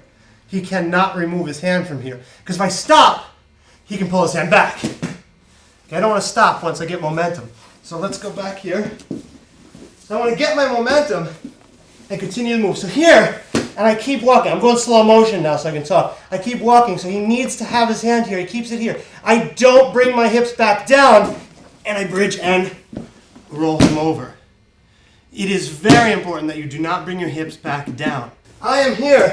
I'm walking back and bridging. Okay? So I'm here, walking back. I don't want that hand to come forward. If I go like this, the hand comes back. So a lot of you try to do this way. Boom, down, his hand comes back, and then you try to roll, and you can't because he's holding your arm. So here, boom, and over to escape the Keisagatame position. I'm going to go into him and over. Okay? To escape the Keisagatame position, the headlock position.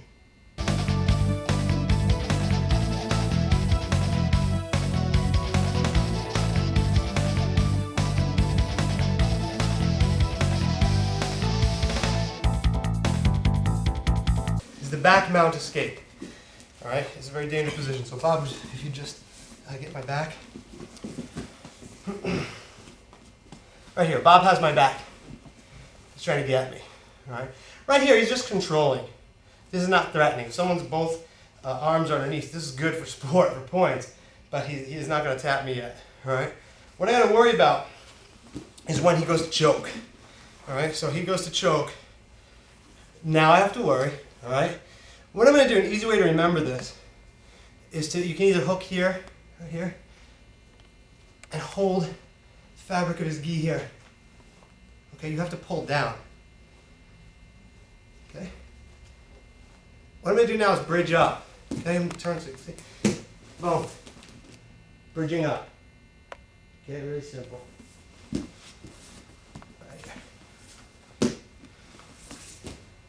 Bridging up. My head is like in his head. Okay, let's see if I turn this angle. Okay, very little control and very little ability to choke. Okay, I'm going to pull down on him. I have to pull. As I pull down with this hand, I got to watch it because he can change position. I'm going to block his leg and watch my hips. I have to shift my hips out. My leg. Now notice this helps. Remember the detail we were talking about before with the escaping move? Having my leg out farther? This is where this is really nice. Improves this escape. So I'm sitting on his leg. Here. I block this leg with this hand. Why? Because otherwise he'll come up and mount me. It's like, okay? No good. Okay, so I want to be here. Okay, let's see, change the angle anyway.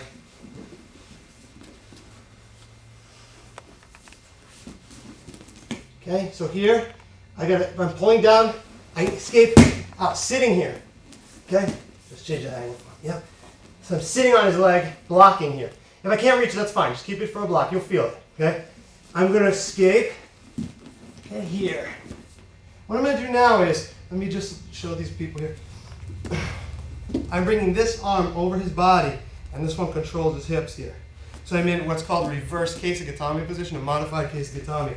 This arm is on this side of his body, pushing back. So it's a lot of weight. Okay? This leg's out for a base. I don't just fall over. See this? So I'm here. Okay? If he's still holding my gi, at this point, he really doesn't have much of a choke. It's very simple. If it really bothers me because he's pulling this way, I can go with it. Here, let's just turn. I can just go with it. Look. Not going to get me now. I know I can get in. All right? So it's simple. But the basic ingredient here is bridging up. All right? Let's bridge up. I'll show this angle here. I don't think we did that. We're here. He's choking. Boom. Very important. Protect your neck. Don't do this, guys. Don't go for the legs. I just get choked. Don't go for the leg. Okay? That's bad. There's some things later when you get more advanced, you can try to make him cross his ankles here. If he crosses his ankles, you can get your ankle locks. Look, don't get out. You're getting choked. Okay? Address the choke. Number one mistake I see when people get here, the reason they get choked, because they don't address the choke. They get choked. So hold here. Hold here. Hold here, okay? Hold. Get this off. Bridge up. Okay? Escape. Sit on the leg. Okay? Block the mount. I'm putting a tremendous amount of pressure down with, you feel it there, Bob? Mm-hmm. With my right shoulder, okay, and his chest. And my right lat. This leg's not clear. I get it out. A lot of pressure here. Okay? Pressing him down. Make pressure. Hold him, and I've escaped the back mounted position.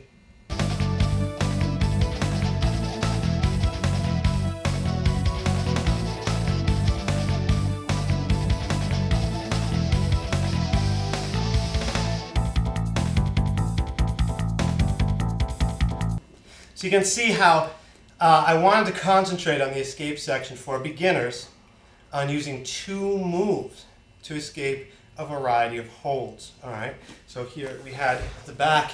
You know, look, this bridging, right? The bridging and the escaping move.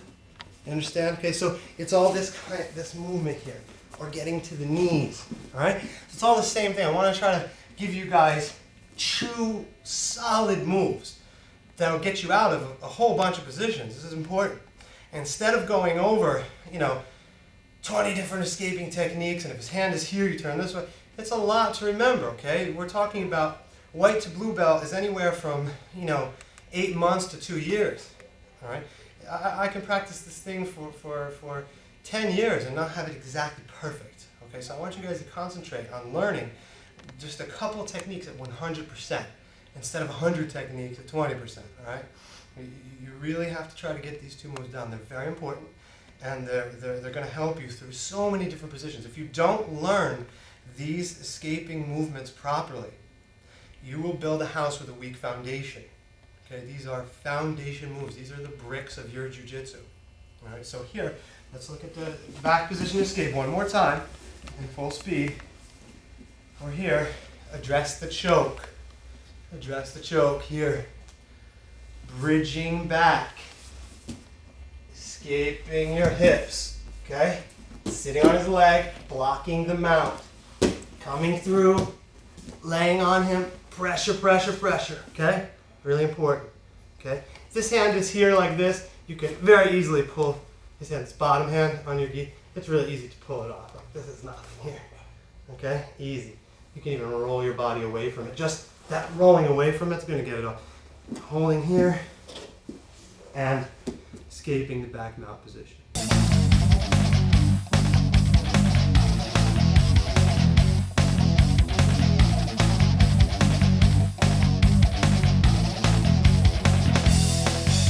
The very last topic of discussion for this DVD series, the basic series, will be ankle locks, leg locks, okay? We're going to do a knee bar, and we're going to do a straight ankle lock. The reason this is de-emphasized a little bit in jiu-jitsu in the beginning of your training is twofold. Okay, one, injuries. The ankle is a place that you can injure very easily without feeling it right away. Okay, we're going to do a lock here, which is going to affect the ligaments here in your foot and the Achilles tendon a little bit. And sometimes you don't always feel the pain before things are ready to pop and snap. It takes experience to be able to feel that. All right. The knee hurts a little more usually, but if you injure your ankle or knee during training, it's going to be very hard for you to perform any kind of life activities. All right. Very few of us are professional jiu-jitsu people, especially if you're watching this DVD series. You're not. You have a day job. Okay. You're doing something else that you need to go to every day. And if you break your leg, chances are you're not going to be able to get yourself there. All right, so you have to be very, very careful. All right, so before you do these, I'm throwing out an extra note of caution. All right, as you get more advanced, there are plenty of leg locks in jiu-jitsu. It's one of the kind of arguments that goes on and that I hear, that jiu-jitsu doesn't do too many leg locks or whatever. There's tons of leg locks in jiu-jitsu. They're just not emphasized at a beginner level for A, the safety reason, and B, we want to develop really strong positional skills. A lot of people that I see train who have years of training in that have concentrated on leg locks extensively, let's say instead of passing the guard, they'll go for a leg lock. I notice that positionally they're very weak. Okay, so when they get someone who's aware of the leg locks, let's say at a purple belt level or a black belt level, their game goes out the window. So they might have been training for 10 years, but they can't get anything because they don't know how to pass the guy's guard. They don't know how to do certain fundamental techniques. Once again, the bricks, okay? We're talking about building a solid foundation for later. This is very important in the basic series. All right, so we want to concentrate on not getting injured so we can train more. Okay, the frequency of training is very important to how fast we can get good. And we want to learn how to pass the guard. It's very important. You know, pass the guard, you know, hold the guy down. For me, I think the most important thing, the piece of advice, since this is the last section, we'll talk about a little bit, that I would give to any beginner, is to learn one or two submissions from every position, but learn the positions, okay? Position before submission. Try to get your position, hold the guy down. If you're in the mounted position on someone, he's not going to be able to tap you so easily, okay? So learn how to get to that position, hold that position, okay? Learn how to keep your guard from getting passed, all right? Learn how to pass the guard when you're in it. That's jiu-jitsu, okay? But, you know, we do want to be aware of the ankle locks, primarily for defensive purposes. You know, we don't want to just be ankle locked by somebody, okay? But also just to begin learning them, develop a foundation of ankle locking techniques so that when we do them as a black belt, you will understand what's going on. Another thing, in the beginning of your training, when you start jiu-jitsu, your primary focus is, of course, self-defense, okay? You want to learn how to beat people who don't know jiu-jitsu before, obviously, you can beat people who do know jiu-jitsu. Very few people are going to be whipping out knee bars and ankle locks on you, okay? So, of course, it's a secondary point of focus, all right? You know, most people on the street won't be doing ankle locks, all right? So this is why it's a little bit de-emphasized. We're going to concentrate on straight ankle, knee bar, all right, and an escape. The first thing we're going to do here, we'll learn it from the guard position. And once again, I have to reiterate, can't say it strongly enough, please concentrate on your guard passing techniques. Part 1. We have guard passing techniques in part 1, and I'm going to say again and again, it's very important that at this level, you learn how to pass the guard, okay? But here's an option. Here's something, I like to teach my students this more as, like when they go to tournaments, this is something that a lot of blue belts will do to you, okay? Or people will do to you if it's allowed. Okay, sport jiu-jitsu often doesn't allow leg locks. But if they are allowed, people go for these all the time. Or, you know, someone who knows a little jiu-jitsu, sometimes they throw this in. What we're going to do here is, if he leaves his leg dangling, he has a lazy guard. Let's turn you this way so I can do it on the side. Let's say he has a lazy guard. You know, you like, when you're doing the guard, you really want to have your foot in the hip, or control point, like the hip or the bicep or something. But sometimes you have a lazy guard. And this is why it's going to be very hard for you to get ankle locks on high-level guys, because they won't just leave this hanging here. Let's say it's hanging here. I'm going to wrap my arm around it. You'll notice how that the toes are curling, you know, just like behind my armpit, the outside of my armpit. Wrapping my arm behind it. Place my hand on his shin. My other hand on my wrist. Now this is going to look familiar to you, right? Like the guillotine technique that we did. We also did the Americana technique, okay, the key lock technique. We're doing this Kamenzi technique. I like to try to do that. I like to throw in a bunch of techniques that work together here. So this is the same. All right. I have to make sure that this part of my arm goes right by his Achilles tendon here. Presses low, not into his calf, and his Achilles tendon low. Okay. So hold. Now I can almost tap him just by doing this with my wrist. I can almost tap him here. Okay. You see him jump. It hurts, but it's not enough leverage.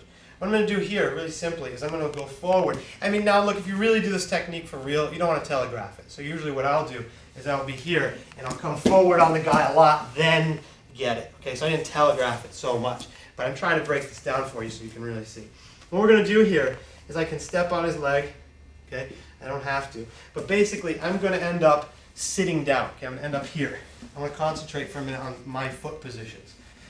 One, the basic way you can do this, see a lot of people do this, is they kick this leg out. Very hard to escape once I do that. And use this foot to keep him from sitting up. Okay, I'll squeeze my knees together. All right. Now, if I put all that together, all right, let's move just you back a little. That's good. If I put all that together, with the appropriate hand positioning. Okay, can you see this? Okay, squeezing the knees. And then what I'll do is, on top of rotating my wrists, I'll lean back. I'll arch my back, pulling his ankle up and stabilizing his body. He's going to tap, squeezing my knee. He's going to tap for this ankle lock. Okay? Now, a very good way to lock the legs in, okay, here, is going to be triangling your legs. You don't have to do this, all right, but it stops him from being able to roll in either direction. What you can do here is you can take this leg and bring it over. Okay? My right leg is over his left leg. I can triangle my legs and hook under. Now he can't roll that way because my left leg is stopping him from rolling. Okay? And it's very hard for him to roll the other way, obviously. Okay? Now his leg is stuck. This is better for when you get more advanced. You'll turn a little.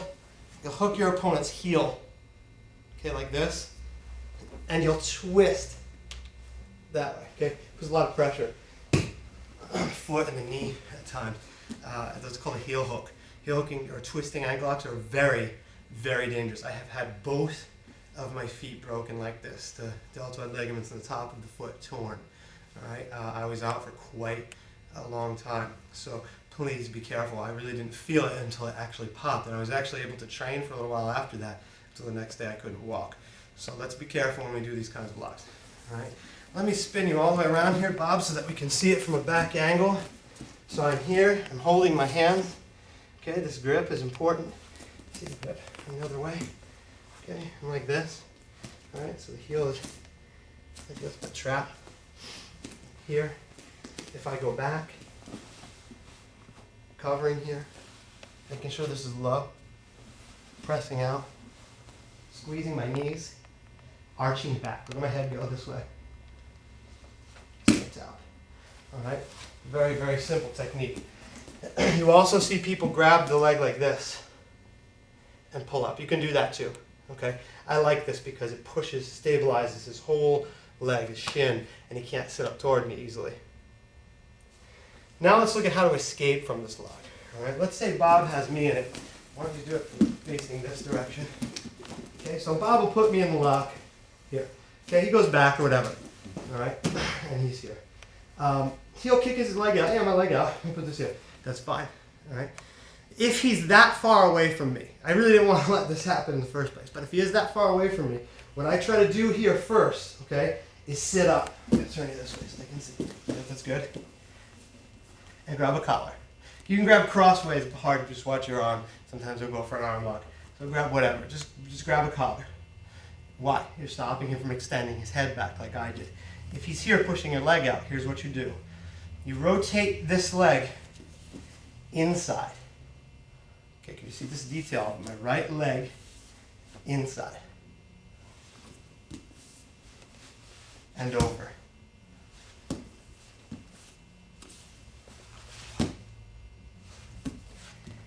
Holding, inside, over. We talked about this getting up before when we talked about the sweeps. Check this out.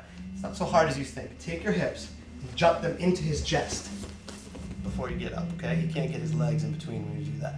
You'll end up in the mounted position. One thing I want to show on this side, though, spin, at least you can see this side of my leg. It's very hard for him to extend my leg if he's holding it. If I not only pull him toward me, but curl my toes back toward my face and extend my arms. See how, Bob, extend that leg?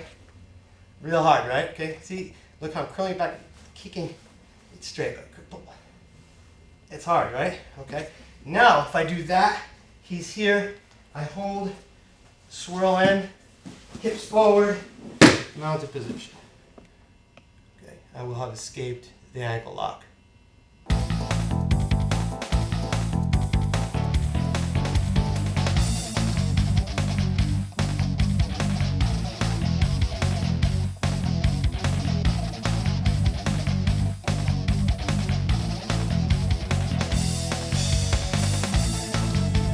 One important thing, if he's in your guard, come into my guard please, and your legs, you do find your legs dangling, he's going to telegraph it 90% of the time. He's going to hold it like this. When someone does that, pull him down. Don't let anybody go back like that. You don't want to be using your guard like this. That's how you get caught there. You don't want to be caught like this. Attack. See, now he's not going to go back. If he goes back, he'll take me with him. He doesn't have enough distance. I'm going to come up with him. You do that. You can hook under the arm. Get the arm off, okay? So just important is prevention over escaping. You got to prevent it. Have an active guard. Pull him down. 90% of the time, the reason I see people get ankle locks is because they have an inactive guard. This is really easy. If he does it from here and I'm alive, okay, I can be here. We can use our own plata technique here. We can start setting up different things, all right? So don't have an inactive guard. Have an active guard. Hang out like this. Okay, here. Now he's not going to get it. All right, so this is how to escape the ankle lock, straight ankle lock. Now let's look at the knee bar. I'm going to show this from like the knee on belly position because it's very easy. Okay, it's a very simple technique to show from here. Let's say we talked about this on part 1. We were in the knee on belly position here. All right, really easy. This is the easy place to do it from, and it's very similar to the arm bar. I think we did the arm bar here, and we came underneath, and we came around. Okay. If you didn't buy the first DVD, you should, because there are some fundamental movements here which are the same. It's really going to help you out. I do this on the entire instructional, the entire basics instructional. I show a lot of techniques that will constantly overlap. Okay, all the bricks on my foundation are the same color. All right, it's very, very simple. So here what we're going to do is maybe his knee is here. It's on this side. Okay, so I'm going to hook it. All right. So maybe if I just want to hold knee on belly, I could be here or whatever, but maybe I grab this leg. All right. So it's the same thing as the arm bar. Scoop underneath, and I'm going to come around. All right, for the arm bar. So what I want to do here is almost like sit. All right. So I'm going to end up here so that the knee is coming through, just like an arm bar. All right. Okay, Bob. Just like an arm bar. His knee has to be visible here. I can't be too high, and I'll lose it. All right. His knee is visible. I can even hold my gi just like I do with an arm bar. All right. Once I have the back of his foot facing me, his heel out, his knee pointed exactly at my chest, it's time. I can go for the knee bar now. I go down. Now here a lot of people, and this is fine. You can just hold here, squeeze your knees together, and see how I have my gi? I'm using the muscles in my back. I keep extending, and now I'm gonna lift my hips. Okay? Until he taps. Alright, so that's basically the way the armbar looks. But there's a few things that I can do here to make it work more effectively. One, I take this foot, put it over. This foot, put it here. Now I X his leg. He can't roll in either direction. If I do this, he's going to do 2 things to escape. One, he can triangle his legs. There's a whole series of things. We have this in the master text, an entire series from here of leg locks. All right. But we're trying to, build the foundation, concentrate. If you can't get the knee bar first, you're not going to get these. So, there's that. Here, up triangle your legs. You see? You can't triangle his legs. Another thing he might do. He might try to just spin out, like roll to one side or the other, Bob, for me. Just see, I lost it. Here, it's hard for him to spin if I have control here. It's tight. All right. So Xing the leg is nice. Be careful, because if a guy's very versed in leg locks, there are some counters that he can perform, but essentially that's good. What I want to concentrate on, no matter where you are, okay, let's forget about the leg positioning. Say we're just here, doesn't matter. What I want to concentrate on is this, improving the leverage of the lock on this leg. I can come underneath, this way. Okay, so I was holding my gi, and maybe he's very strong. Yeah, I can't do it. I can come under and use my armpit, my whole back. So this is tucked. Okay, just turn this way. It's tucked. Now I straighten my back out to get this lock. You can do it from a number of angles. Careful with this one, please, because it will have an effect on the side of his knee. All right, it's kind of dangerous. All right, so you can do it either way. Right here, if you want it, you can only get this leg. That's fine. That'll help. Squeeze your knees together, and you have the knee bar lock. The setup is very similar to the outside armbar setup on the first DVD in this basics instructional series.